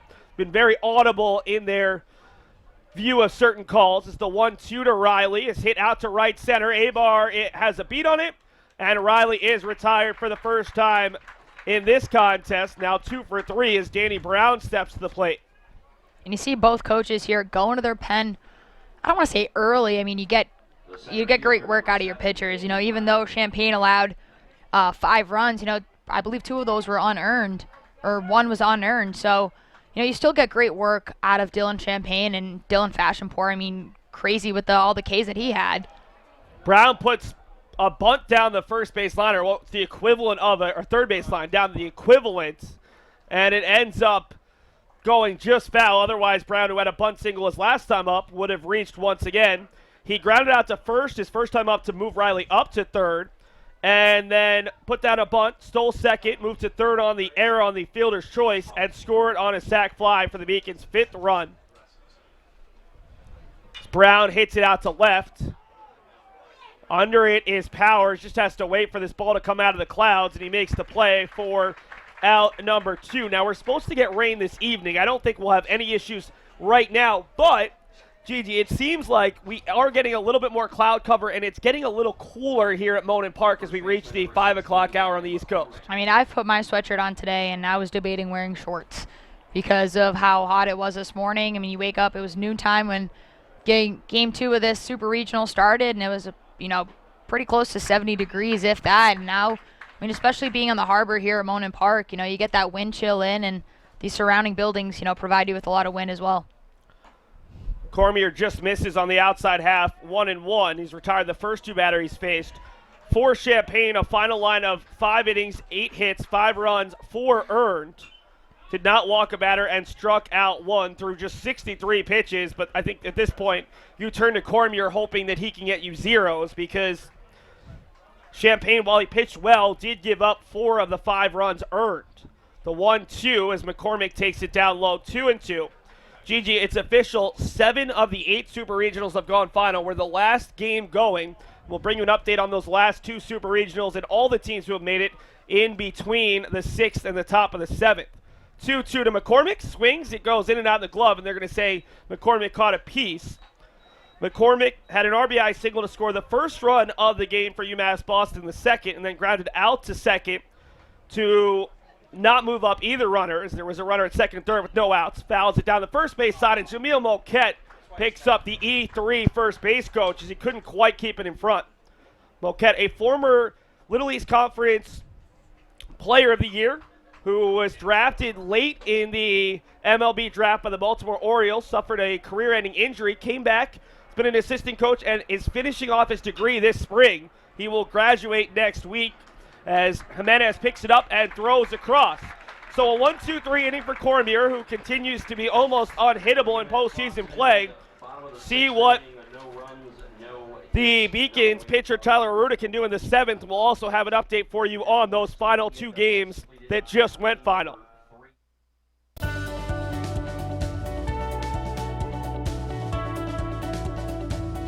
I just wanted to get good grades and to do well. But it also made me realize that I have a lot of career goals. You're there to get a full college experience, not only participate in your sport, but participate in things outside of that, and it's all about growing as a person. My coaches have helped me with figuring out who I really am. Their lives are dedicated for us to succeed.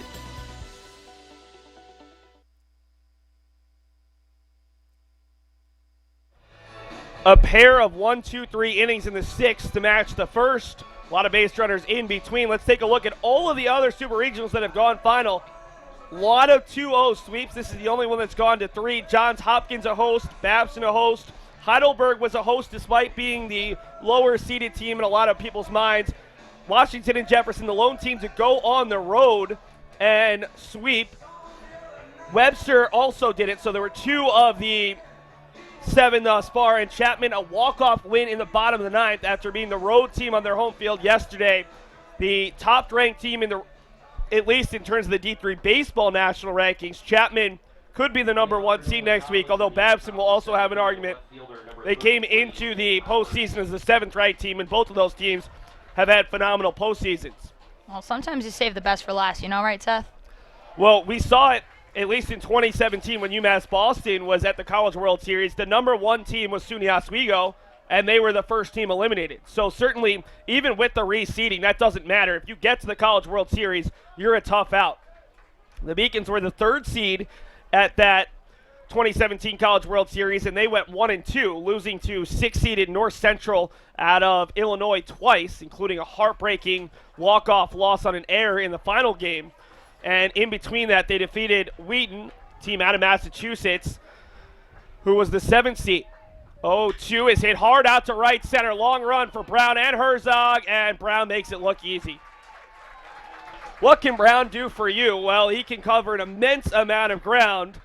Made a highlight reel catch a couple of innings ago. This time he just has to trot over a couple steps, and Nick Powers is retired after a loud first out. And you talk about making the World Series. You know, the baseball aspect, trying to get another Little East team into the World Series as on the women's side, Eastern Connecticut State going for an amazing run and actually beating the number 1 seed in the College World Series. I believe it was 3-2, if I'm not mistaken. It was 2-1 the other day against St. Thomas of Minnesota, who's been in the news for some interesting reasons. The Minnesota Intercollegiate Athletic Conference booting them from the conference, although they said it was an involuntary leaving, whatever the PR take on it was. Either way, they said, we don't want you in the conference because you're too good. Well, it's not just their football team, their softball team, very impressive, the number 1 overall seed, but they went 0-2 at the softball College World Series out at Trinity Tyler, Texas Tylers. That just misses 2-2 from Aruda. And both by New England teams. Eastern Connecticut State beat them, and then Williams went and beat them in an elimination game as well. New England trying to send 2 teams to both the softball and baseball College World Series. In fact, they will do so as Lopez goes up the ladder to make that catch at second. After all, doesn't matter if it's UMass Boston or New England College. It's a New England team that will join Babson, who won earlier today in 2-1 fashion. How about Babson winning in a walk-off fashion yesterday against SUNY Cortland? Today it was Chapman on a walk-off single by a player in the live stats. They don't give the first name, but it's A. Wong. What a feeling that must be. A walk-off hit to send you to the College World Series at home. Aruda has retired every batter he's faced, 5 in a row, through 2 perfect innings yesterday with just the 1 walk in between, but was able to get a double play. As it's hit out to short right. Herzog is tracking it, and Lopez will continue to have fun as he fakes as if he's going to make the play. Another quick inning for New England College at the plate. Head to the bottom of the 7th. Pilgrims are down to their final 6 outs.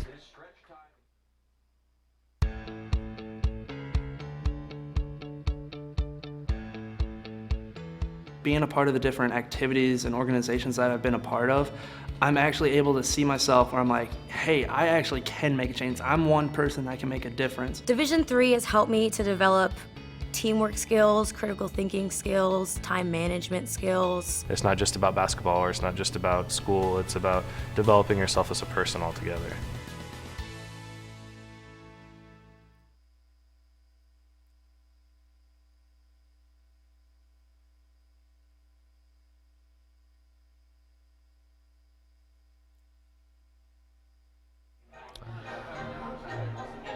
Bottom of the 7th, we've got an interesting rendition of Take Me Out to the Ballgame. I guess there's a little bit more to the traditional song. We got through the entire song, and now there's a second chorus. I don't know what you would call this, but the fans are enjoying it. The people in the press box are as well. It is 5-1 UMass Boston, and Gigi, what a phenomenal showing by UMass Boston after a difficult loss. New England College scoring 2 runs in the bottom of the 8th inning with 2 outs. This is the kind of resiliency you wanted to see after the Beacons after losing their first postseason game, to get those 3 runs in the second, 2 more in the fourth, but also the pitching performance from Dylan Fashionport, just the 1 earned run and 8 strikeouts in 5 innings. This is the bounce back that you, like you said, you want to see from this Beacons team. But again, with New England College, you saw them in Game 1 make it a super close game. In Game 2, they got out to an early lead and found a way to capitalize on that. You just got a new pitcher on the mound here for them in Cormier, who is, has been pretty much lights out this entire postseason. See if that can generate a little bit more momentum on their pitching side and transfer it onto their offense. Nico Cadiz takes the first pitch off the corner, 1-0. Cadiz had a hard hit single over the head of Achilles, the shortstop, in the second inning as he rips one over the head of Fred DeFrance, the Beacons' third base coach. Cadiz came in to score on an RBI single from Nick Herzog and then reached on a fielder's choice as Achilles elected to go home as Riley was breaking for home. The throw was off the line, and not only was Cadiz able to reach, but the run came in an RBI for Cadiz as he takes a big swing and a miss, 1-2.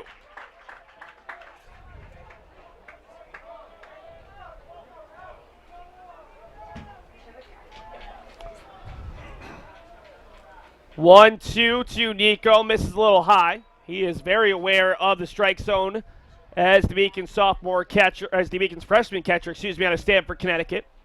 2-sport player, was a football player as well at Stanford High, and he takes strike 3, a curveball that caught the inside corner.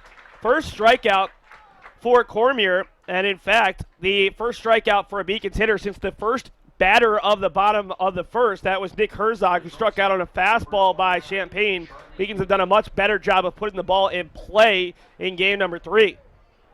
And you'll have to see that from, obviously you don't want to see Kaidi strike out, but to have a strikeout the first batter of the game. The bunt is put down. This is going to be a tough play from Ace, who picks it up, throws, and it gets away. Charlie Hughie's going to move up to second. Coming forward and keeping him at second is Delaney. It's going to be an infield single and an error to allow Hughie to move up, and he has another hit in this tournament. And coming over and talking to our home plate umpire is Terry Doyle. He's just asking, was he in the batter's box? Did that catch him at any point? And the umpires are going to confer this is the right thing to do. Can any of the base umpires give a little bit more information on that play? It's a tough play for home plate umpire Matt Kane to make a confirmation on it. We'll see if they do that. We'll try to give you guys at home a look at that bunt as well to see if you can. We'll play it right now for you. Let's see if this ball gets the bunt down. It does hit. It hits home plate, but that's fair territory. And then it goes right into fair. I mean, that's a good bunt. Let's play it again and really slow it down for you. The question is, did it catch any part of the body? That was the question that Terry Doyle was asking of the umpires. It's difficult to tell, especially from this center field angle. It gets close to that front arm guard, but I didn't look like it changed direction in any way, and then the throw would not have beaten Hughie, who's up to second on the second error of the game by the Pilgrims, and he's in scoring position for Herzog, who had an RBI single in the second to score the third run. He's also struck out swinging, flown out to right. Beacons' top guy in terms of RBI this season and extra base hits. Hits it over to the first baseman, Q shot. Morin will make the backhand stab, but it moves Hughie up 90 feet, and he's over at third base for Josh Lopez, who has a hit and 3 at-bats. I love the amount of small ball that the Beacons have gone to here in Game 3. I mean, you see Danny Brown has bunted. You saw McCormick at least try to attempt a bunt and pull back and try to generate runs. It's this use of small ball that you don't see quite often in baseball. You see it a lot more in softball. But again, just use of the speed that you have on your roster to try to generate base runners and push runs across the board.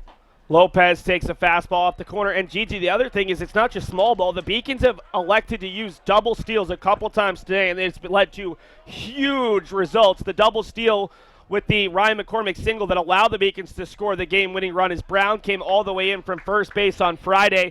Also had a big double steal earlier today in the inning that scored 2 runs in the 4th. A big part of that was the double steal that moved both runners up into scoring position. 1-1 here to Lopez, jumps out of the way. It didn't miss by much. 2-1 as Cormier hopping up and down. He thought that he might have caught the corner. And I don't disagree with him. It was a very close pitch. Yeah, I think Lope got a little luck there.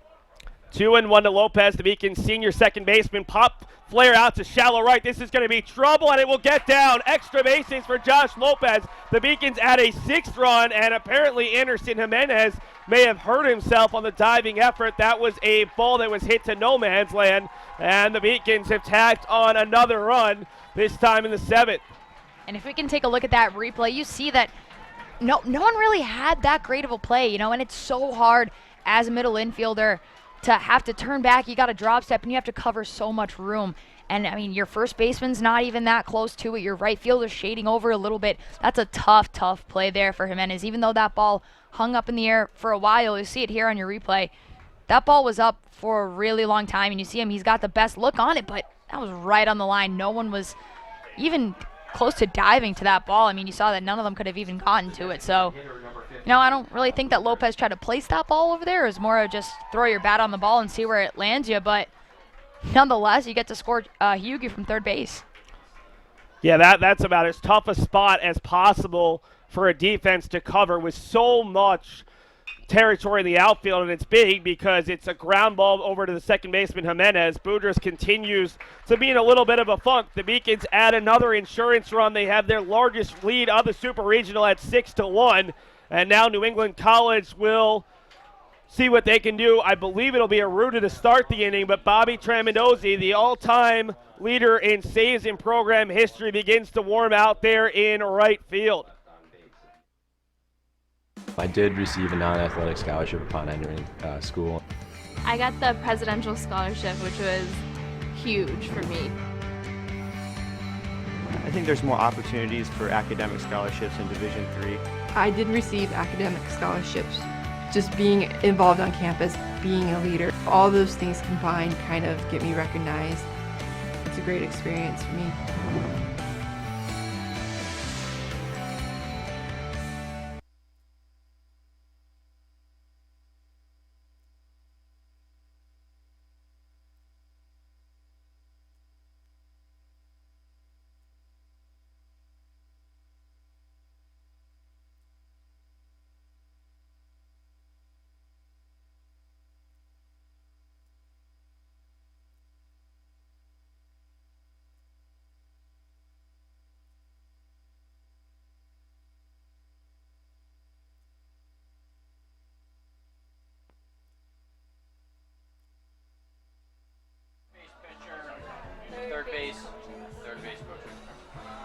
Top of the 8th inning.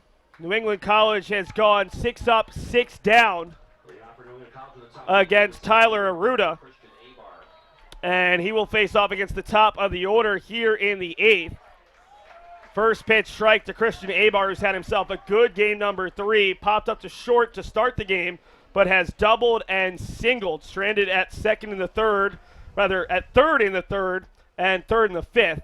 Fouled off quickly 0-2 now to Abar, one of a number of upperclassmen in this lineup.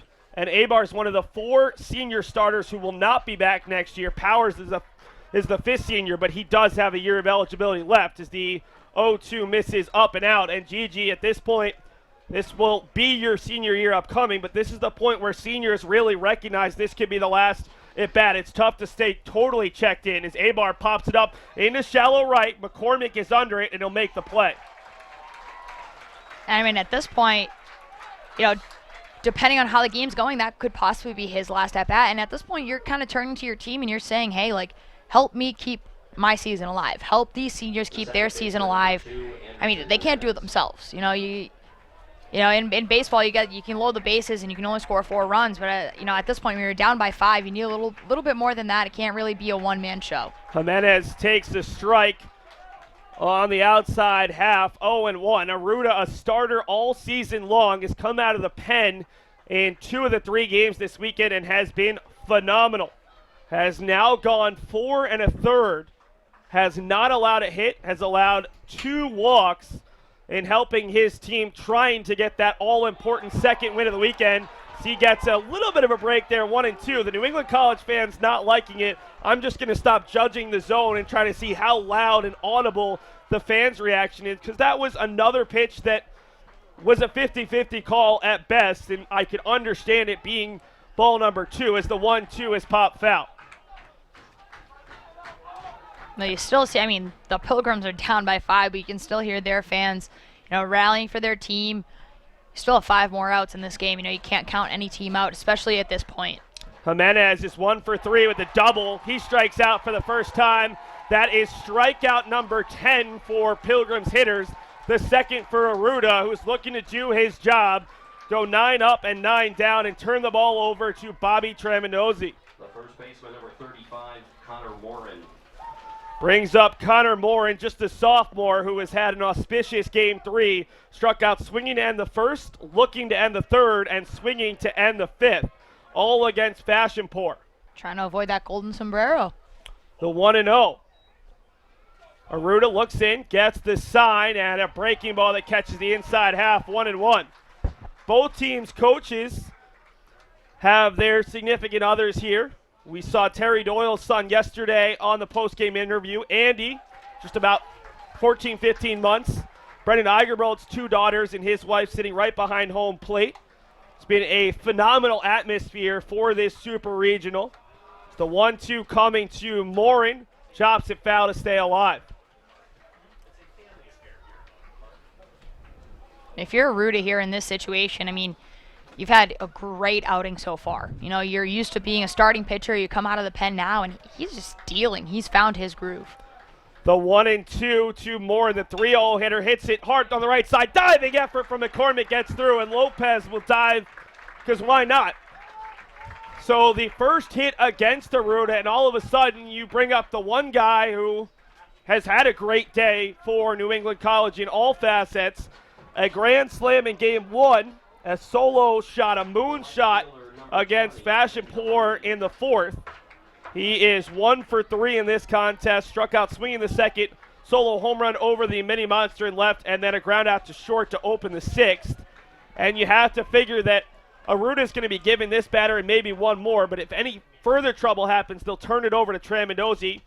It's fouled off down the right side. And also, Gigi, how about Arruda, who was a weekend starter for this Beacons team because of the injury to JT Morin, not moping, not pouting about not being the Game 3 starter last weekend in the regional final, not starting this weekend, but coming out and being extremely effective. This is a guy who has really played a big role for a Beacons team that he's not used to, but he's done it well. That's a big team first guy there. That's maturity out of a pitcher. Honestly, you trust your coach, and that's probably why Brendan Eigerbrol loves him so much, is that he says, hey, we're going to put the ball in Dylan Fashionport's hands. And he's like, all right, cool, I'm here whenever you need me. And now here he is, pitching in very important innings and getting the job done.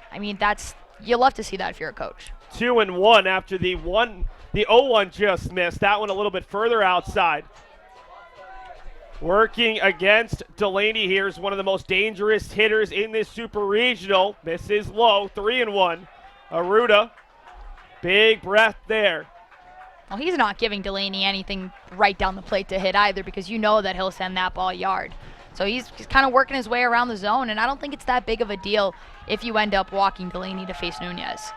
The 3-1 to Delaney, hit hard up the middle, back-to-back hits with 2 outs, and the Pilgrims, after going down 8 in a row against Arruda, have a little something brewing here.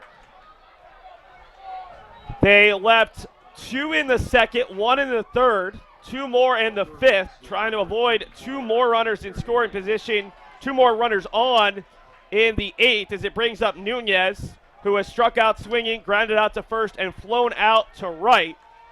That run in the 7th, so pivotal, because even if you hit a 3-run homer here, the Beacons would still have a nice cushion.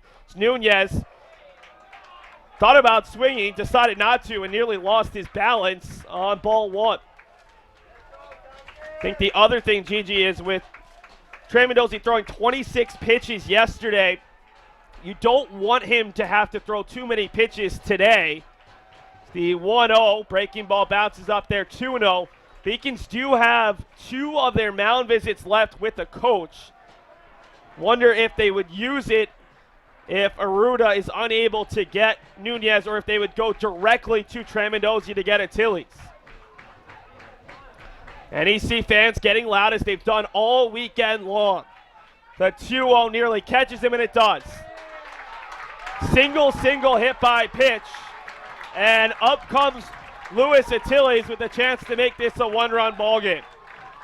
On the bright side here, if you're the Beacons, you have 2 outs. Your infield can play a little bit farther back. You know, you're trying to get an out at any base.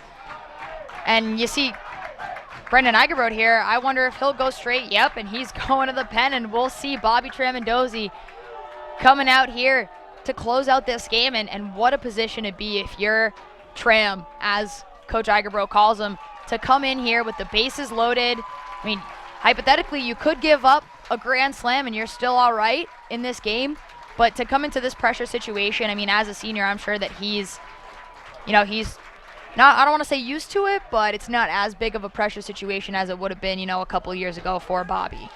Bobby Tremendozzi, the program record holder in career saves, pitching in his 90th career game, will come on with the bases loaded and 2 outs. A save situation as he looks to get this final out of the 8th, and then the 3 outs in the 9th. Tremendozzi went 2 innings yesterday to earn the win. He'll have a chance for the save today. We'll take a commercial break. The University of Massachusetts Boston.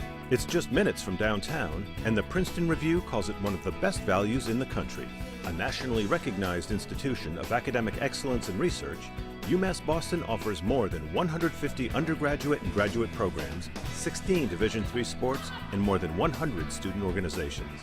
To learn more about the opportunities waiting for you at UMass Boston, visit in person or online. UMass Boston, a research university with a teaching soul.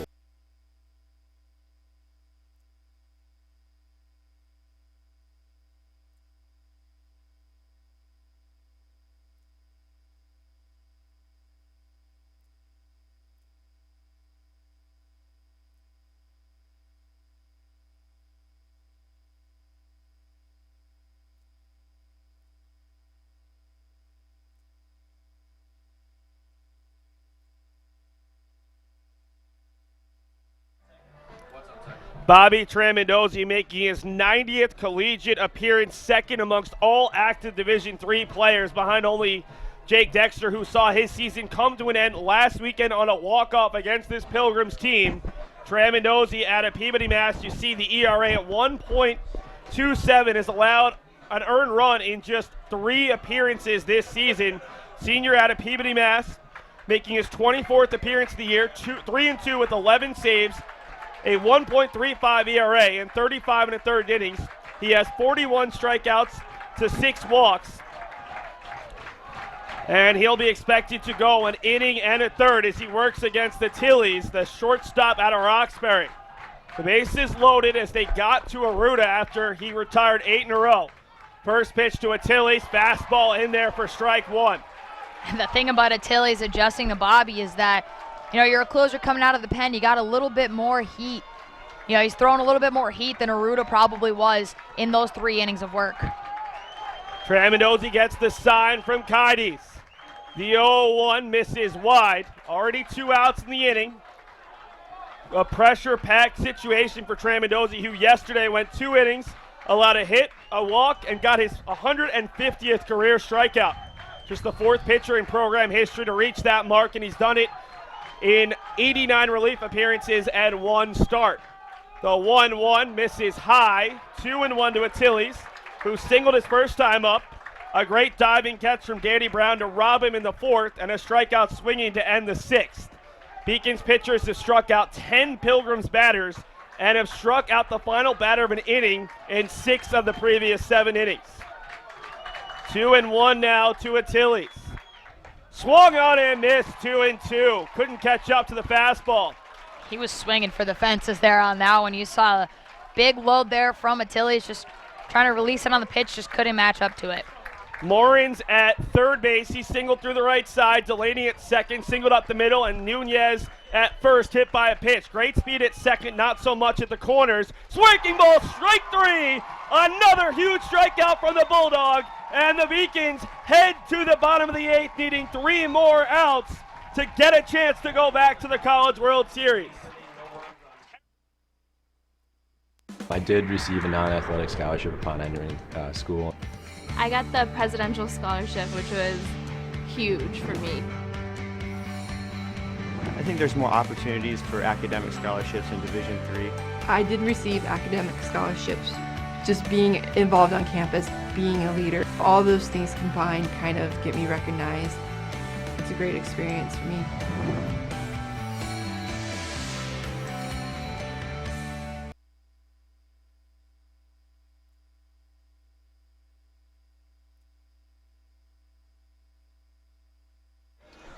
We're going to show you that final strikeout. And JG, you had a comment. It looked like Achilles was swinging a pitch that really had no chance to get to with where it was when he swung. Yeah, I mean, we'll take a look at this in a little bit of a slower motion, but you see there, that it was way past him. I mean, not only was it very outside, I mean, way outside the plate. It was a great breaking ball there by Bobby Tremendozi. But if we can show it to you one more time, get it at about 50% here, you can see I don't even know if he saw where that ball was, but he was so late on his swing. Yeah, I mean, the ball was very close to being already in Keide's glove by the time that Luis Achilles tried to swing on that pitch. That was the slider there from Tremendozi that is one of his best pitches. Able to get the big strikeout. We head to the bottom of the 8th. Not a throwaway inning for the Beacons, who lead 6-1. You'd love to add some insurance. Catraro, Riley, and Brown for the Beacons. 4, 5, 6 here. As UMass Boston would love to add on an insurance run. They got one in the bottom of the 7th. Catraro today has not had a great day. 3 groundouts to second. The final one a fielder's choice as they went to second base with a runner on. Nick, probably his last at bat. I wonder if they would go to Danny Collazo, the defensive replacement, in the 9th.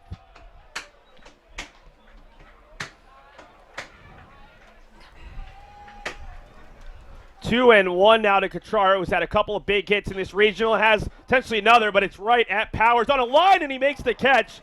Nick Powers had a little bit of a circus act out there and left, but was able to make a play on the ball that was tailing away for him for out number 1 of the bottom of the 8th.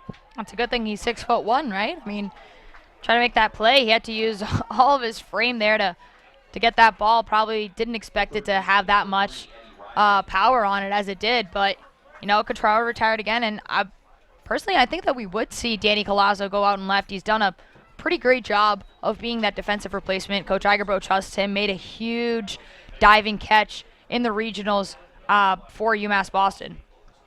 Eddie Riley takes a breaking ball off the corner, 0-1. Riley, a double and a run scored in the 2nd, a single, a stolen base, and a run scored in the 4th. Flew out to center in his only previous at-bat against Cormier, who's done a good job, allowing just the 1 run. A little bit of a tough break, a bunt single, and then a Texas League pop-up down the first base line that ended up falling just in front of a diving Jimenez to score a run in the 7th as Riley fouls the ball up. First run that Cormier has allowed this postseason after throwing 9 full innings without giving up a run. That run came with 2 outs in the 7th. Beacons have scored a lot of 2-run outs today. Riley fouls it off. Good at bat from the Beacons, 5th-year senior out of Quincy. We see him being a little bit protective there. He swung on 2 pitches that were, you know, decently outside of the zone there, just trying to protect it now that he's got 2 strikes on him.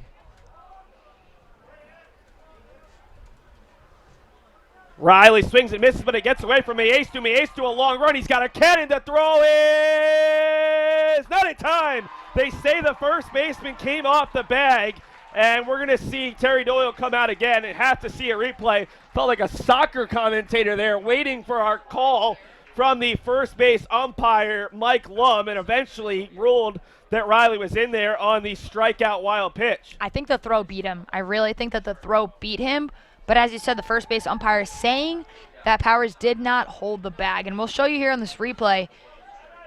Gets away from Maestu. He's got a cannon. I think he's out. Bang play. I think he's out. I would agree. But it was such a close play. That's A, the speed of Riley and the hustle, and B, the excellent arm of Maestu, who got to that ball quickly. So now even more pressure on Cormier, who's gotten 2 outs in the inning, but only 1 on the scoreboard because the wild pitch got away. Brown, a single and 3 at-bats today, along with a stolen base and a run scored. He's had an excellent postseason across all 3 tournaments. Hit and run, and the throw is there in time as Riley slid very short of the bag, making an easier throw for Maestu, who bounced it over to his shortstop, Tilly's for out number 2. That's a great play there, both by the catcher and the shortstop. I mean, Maestu with the cannon also helped that Cormier's pitch was kind of a little bit out of the zone. Maybe it was a pitch out there to pick off Riley stealing second. So Brown now ahead 2-1 in the count. You can say that's a little bit of ball don't lie. Riley might have been out at first base, and now he's out on the attempted steal. 2-6. The 2-1 swung on and missed 2-2. Second runner that's been caught stealing today by Maestu, who also threw out Nico Kaides to end the 4th. And Brown hits it out to left center. Long run for Abar, and he will make a running play on the warning track. We head to the 9th. The Beacons lead it by 5. Bobby Tramandozzi looks to get the final 3 outs of the Super Regional. I did receive a non-athletic scholarship upon entering school. I got the presidential scholarship, which was huge for me. I think there's more opportunities for academic scholarships in Division III. I did receive academic scholarships. Just being involved on campus, being a leader, all those things combined kind of get me recognized. It's a great experience for me.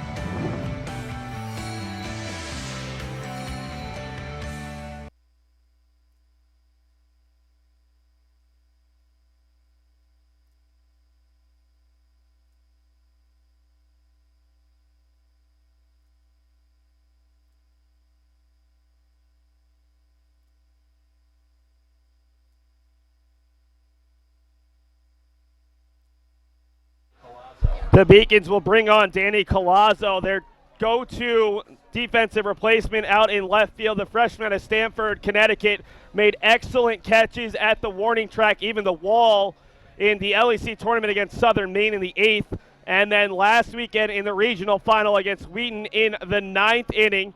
He's on for Catraro, the lone change for the Beacons, as Bobby Tramandozzi will face off against 7, 8, and 9 in the Pilgrims order. Tramandozzi, a big punch out. The Beacons' 11th strikeout of the game on Pilgrims batters, and he will look to get the final 3 outs here. Tramandozzi did not pitch on senior day. Only senior did not appear, but since then has gotten the final out of the LEC tournament and of the regional tournament, and looking to do the same in the super regional, with the regional and super regional both on his home field. A phenomenal chance for what has been one of the top pitchers in program and LEC history. The first pitch to Nick Powers, the senior who will be back next year for NEC, a breaking ball in there for strike 1. Powers, the game 1 starter and left fielder today, has walked, struck out looking to end the 4th, and flown out to center. 0-1 to Powers on the outside corner, 0-2. That's a great pitch there by Bobby Tramandozzi, wasting no time, jumping right on Powers and getting 2 strikes on him early. The 0-2 offering bounces up there, 1-2. Kaides has been a wall behind the plate. The one wild pitch today was a costly one. It led to the game-winning run. But he has kept countless other balls in front. and has played every inning of this regional. Did he go? Looks like Powers held up, and he did, 2-2. Powers to be followed by Maestu and Carey, 7, 8, 9, with Abar, who has a couple of hits today, hoping to get another chance as the senior center fielder. Does not want to see his career end here in the ninth. The 2-2 to Powers, hit out to left center, long run for Brown, not going to get there. This one will get down shy of the warning track. Brown the backhand, the throw to second, it's going to be close. The tag is not going to be there as Lopez couldn't grab the short hop. That almost was a phenomenal defensive play by the Beacons. Powers runs well, but not blazingly well. And that was a great job by Brown to get behind the ball and keep it from getting to the wall. Well, as soon as that ball was hit off of his bat, he knew he was thinking two the entire way. He didn't even have to look at his first base coach. He was wheeling in a second base, and that's a great throw there by Danny Brown to recognize, not being lazy about it and just saying, hey, this is probably a long single, but throwing that ball into second base. And if Lopez has gotten a really good beat on that ball, he might have had a really close play there at second. Brings up Maestu, the redshirt sophomore in his first year with the Pilgrims. Takes the first pitch, a breaking ball on the outside half. Maestu has struck out swinging in each of his first two at-bats, lined out to second in the seventh.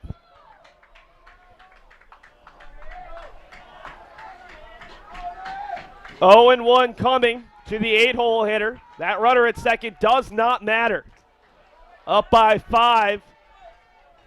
John Scooters, who was with us for the first two games, his pet peeve, I wouldn't even look at him.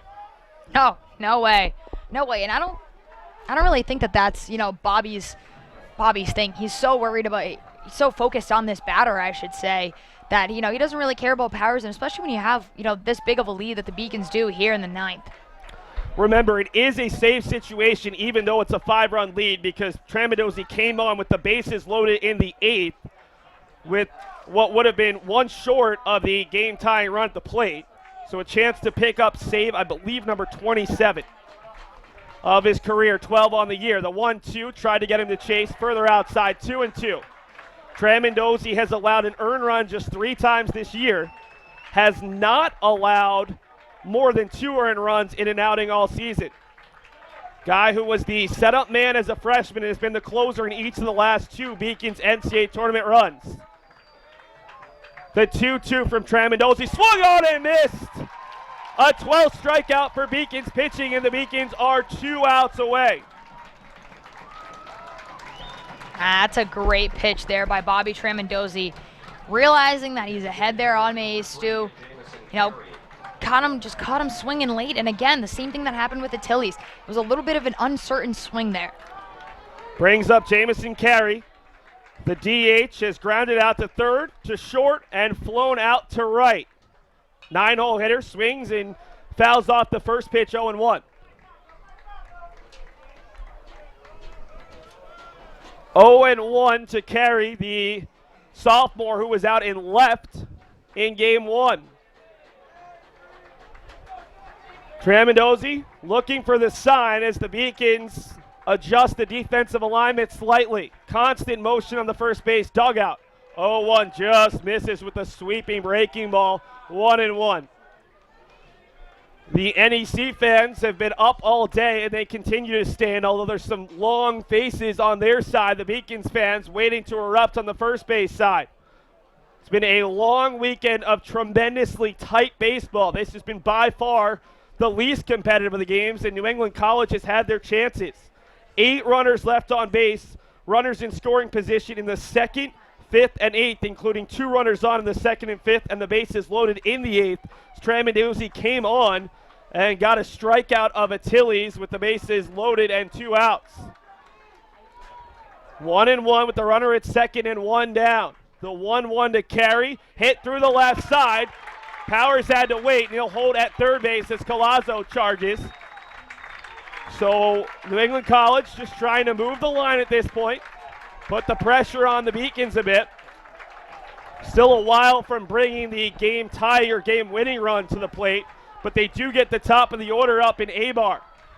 Abar, the senior out of Pawtucket, Rhode Island. We thought his last at bat could be back in the 8th when he started the inning with a fly out down the right field line.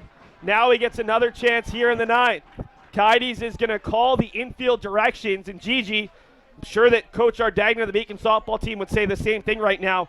Make the easy play. A double play, a crazy play, not necessary when you're up by 5. Absolutely. I mean, and you're more likely to turn a double play in baseball, and I mean, Hughie and Lopez have done it day in and day out. If it's there, it's there, but if not, you got to secure an out here if it's a ground ball. First pitch to Abar, hit out to center. This one's deep, but Brown has enough room. He'll make the catch. It's a sacrifice fly for Abar, but that all-important second out, and UMass Boston is 1 out away. Brings up the freshman Anderson Jimenez. The second baseman has flown out to center, grounded out to short, doubled to left, and struck out swinging. He's had a phenomenal postseason run. What can the freshman do to extend his team season? Another one of those Massachusetts kids on this New England College roster. First pitch just misses. 1-0. UMass Boston barely led in game 1, but earned a 4-3 comeback win, rather 5-4.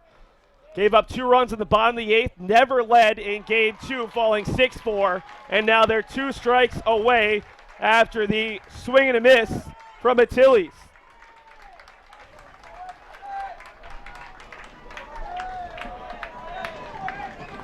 One and one to Jimenez. Tramandozi winds, throws, breaking ball hit out to shallow left center. Coming in is Brown, and he'll wisely hold off. No reason to make a diving effort where the ball gets away. A third hit in the inning. And there are runners at first and second with 2 outs, and the deficit still at 4. So right now the game tying run is in the on-deck circle in the form of the guy you don't want to see, Evan Delaney.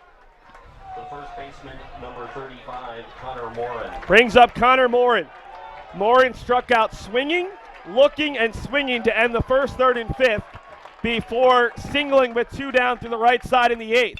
Hits it over on the right side. The Beacons should have a play. Tramandozi will cover. McCormick's throw is there in time. The Beacons are going back to the College World Series for the 3rd time in a decade. It's Tramandozi punching the Beacons' ticket, and UMass Boston has done it once again.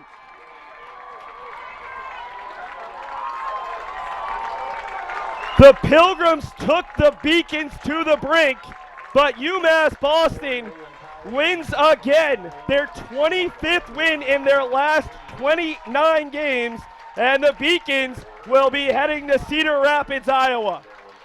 I mean, this is, I'm at a loss for words. I mean, you can hear the excitement right now. I mean, you might not be able to see it on your screen, but Fernando Burgos might be one of the most excited players. You see him right there, him and Charlie Hughie.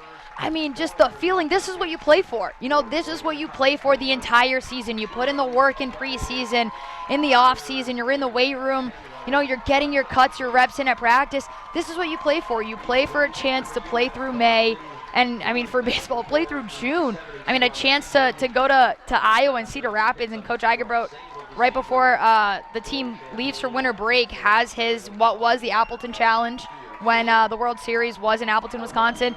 Now change it to the Cedar Rapids Challenge, and you see these boys give everything that they got, and then they transform it right over onto the field, and this is what they play for. So you see the excitement in all of their faces. I mean, you're competing for a chance to play for a national championship, and you couldn't have asked more out of this team. And I mean, a great congrats to the Pilgrims. They fought so hard, and throughout this entire postseason, I mean, going up to Southern Maine, playing in that what was such a tough regional in Southern Maine, MIT, SUNY Oswego, who had a trip to the College World Series last year, beating the Beacons in their super regional. And, you know, they got out of that regional, had to come down here to Boston and play against, you know, a great Beacons team. You know, this was a well-fought season for the Pilgrims. UMass Boston had not lost in the postseason until earlier today. A great super regional all around. Gigi, everything we've said about New England College, we couldn't say enough. They knocked off the number 3 team in the country, took 2 of 3 from Southern Maine. They took a Beacons team that was ranked early in the year in the top 10 in the country, struggled in Florida, which pushed them out of the top 10, but a top 25 team, and they took them to a game 3. This Pilgrims team under D3Baseball.com Region Coach of the Year, Terry Doyle, cannot get enough accolades. They have tremendous talent and tremendous perseverance. This team has dealt with not playing that many home games, not having the facilities that UMass Boston has, and they put the Beacons really to the brink in this contest.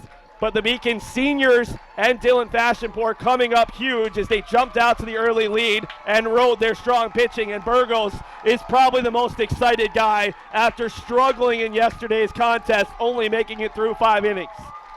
I mean, you look at the face of every single one of these players, and I mean, look at Charlie Hughey on your screen there. The kid couldn't be more excited to be where he is right now. And you see Coach Brendan Eigerbrodt there giving a hug to a bunch of his players. And again, you work so hard for this time in the season, and this is what you play for. You know, you get a trip to go to Iowa and play, you know, some of the 8 best teams in the country thus far. UMass Boston going back for the 3rd time in a decade and 2nd time in 3 years. This Beacons team has been so strong the last 4 years. The first class with a chance to play at Monin Park, and they've made the most of it. And Charlie Hughey, a deserving most outstanding player. Gigi, a guy who makes, we talked about Brown and his defense, Hughey even more so his defense, but his offense was there as well. One of a handful of senior candidates who were up for consideration with how well they played. Absolutely. I mean, you saw Hughey make a couple of great defensive plays, but not only that, you flip him on the offensive side of the field, and he's coming in clutch in game 1, game 2, game 3, getting those bunts down, scoring that 2-out double to score 2 runs. I mean, he's done it all here for the Beacons, and he's led this infield, he's led this team to where they are right now, and well deserving of that senior class right there. Just hoisting up their super regional trophy. That's their 2nd in the 4 years that they've been here, and it's a great moment for these guys. A tremendous senior class. Some of them have been here for 5 years, some of them for 4 years, but they have bonded and they have been leaders. Gigi, in early April, this group had some difficult losses here at Monin Park, some long talks as a group with the coaching staff about what needed to be done. They turned this season around in a huge way, and in large part, it was because of the team's pitching staff that carried them when the hitting wasn't there at points this season. Well, the Beacons found a way to, if your pitching wasn't exactly there, if you weren't, you saw Burgos struggle a little bit yesterday, but you bring in a couple of relief pitchers that get the job done, and then your offense, starts sparking. And at the same time, if your offense isn't there, your pitching and your defense are making sure that the other team aren't scoring that many runs. And, they found a way to piece together good baseball for 3 games. And, that's as much as you could have asked out of Coach Eigerbrodt and his team. I'm sure that they would have liked to seen this get done in 2 games rather than 3, maybe save a couple arms here or there.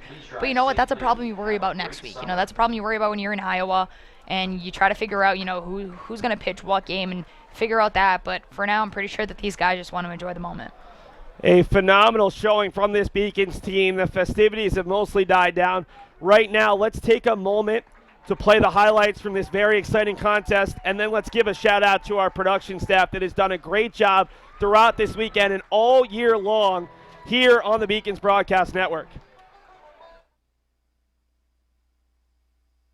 Something they weren't able to do on Friday with the Pilgrims in the visitor spot.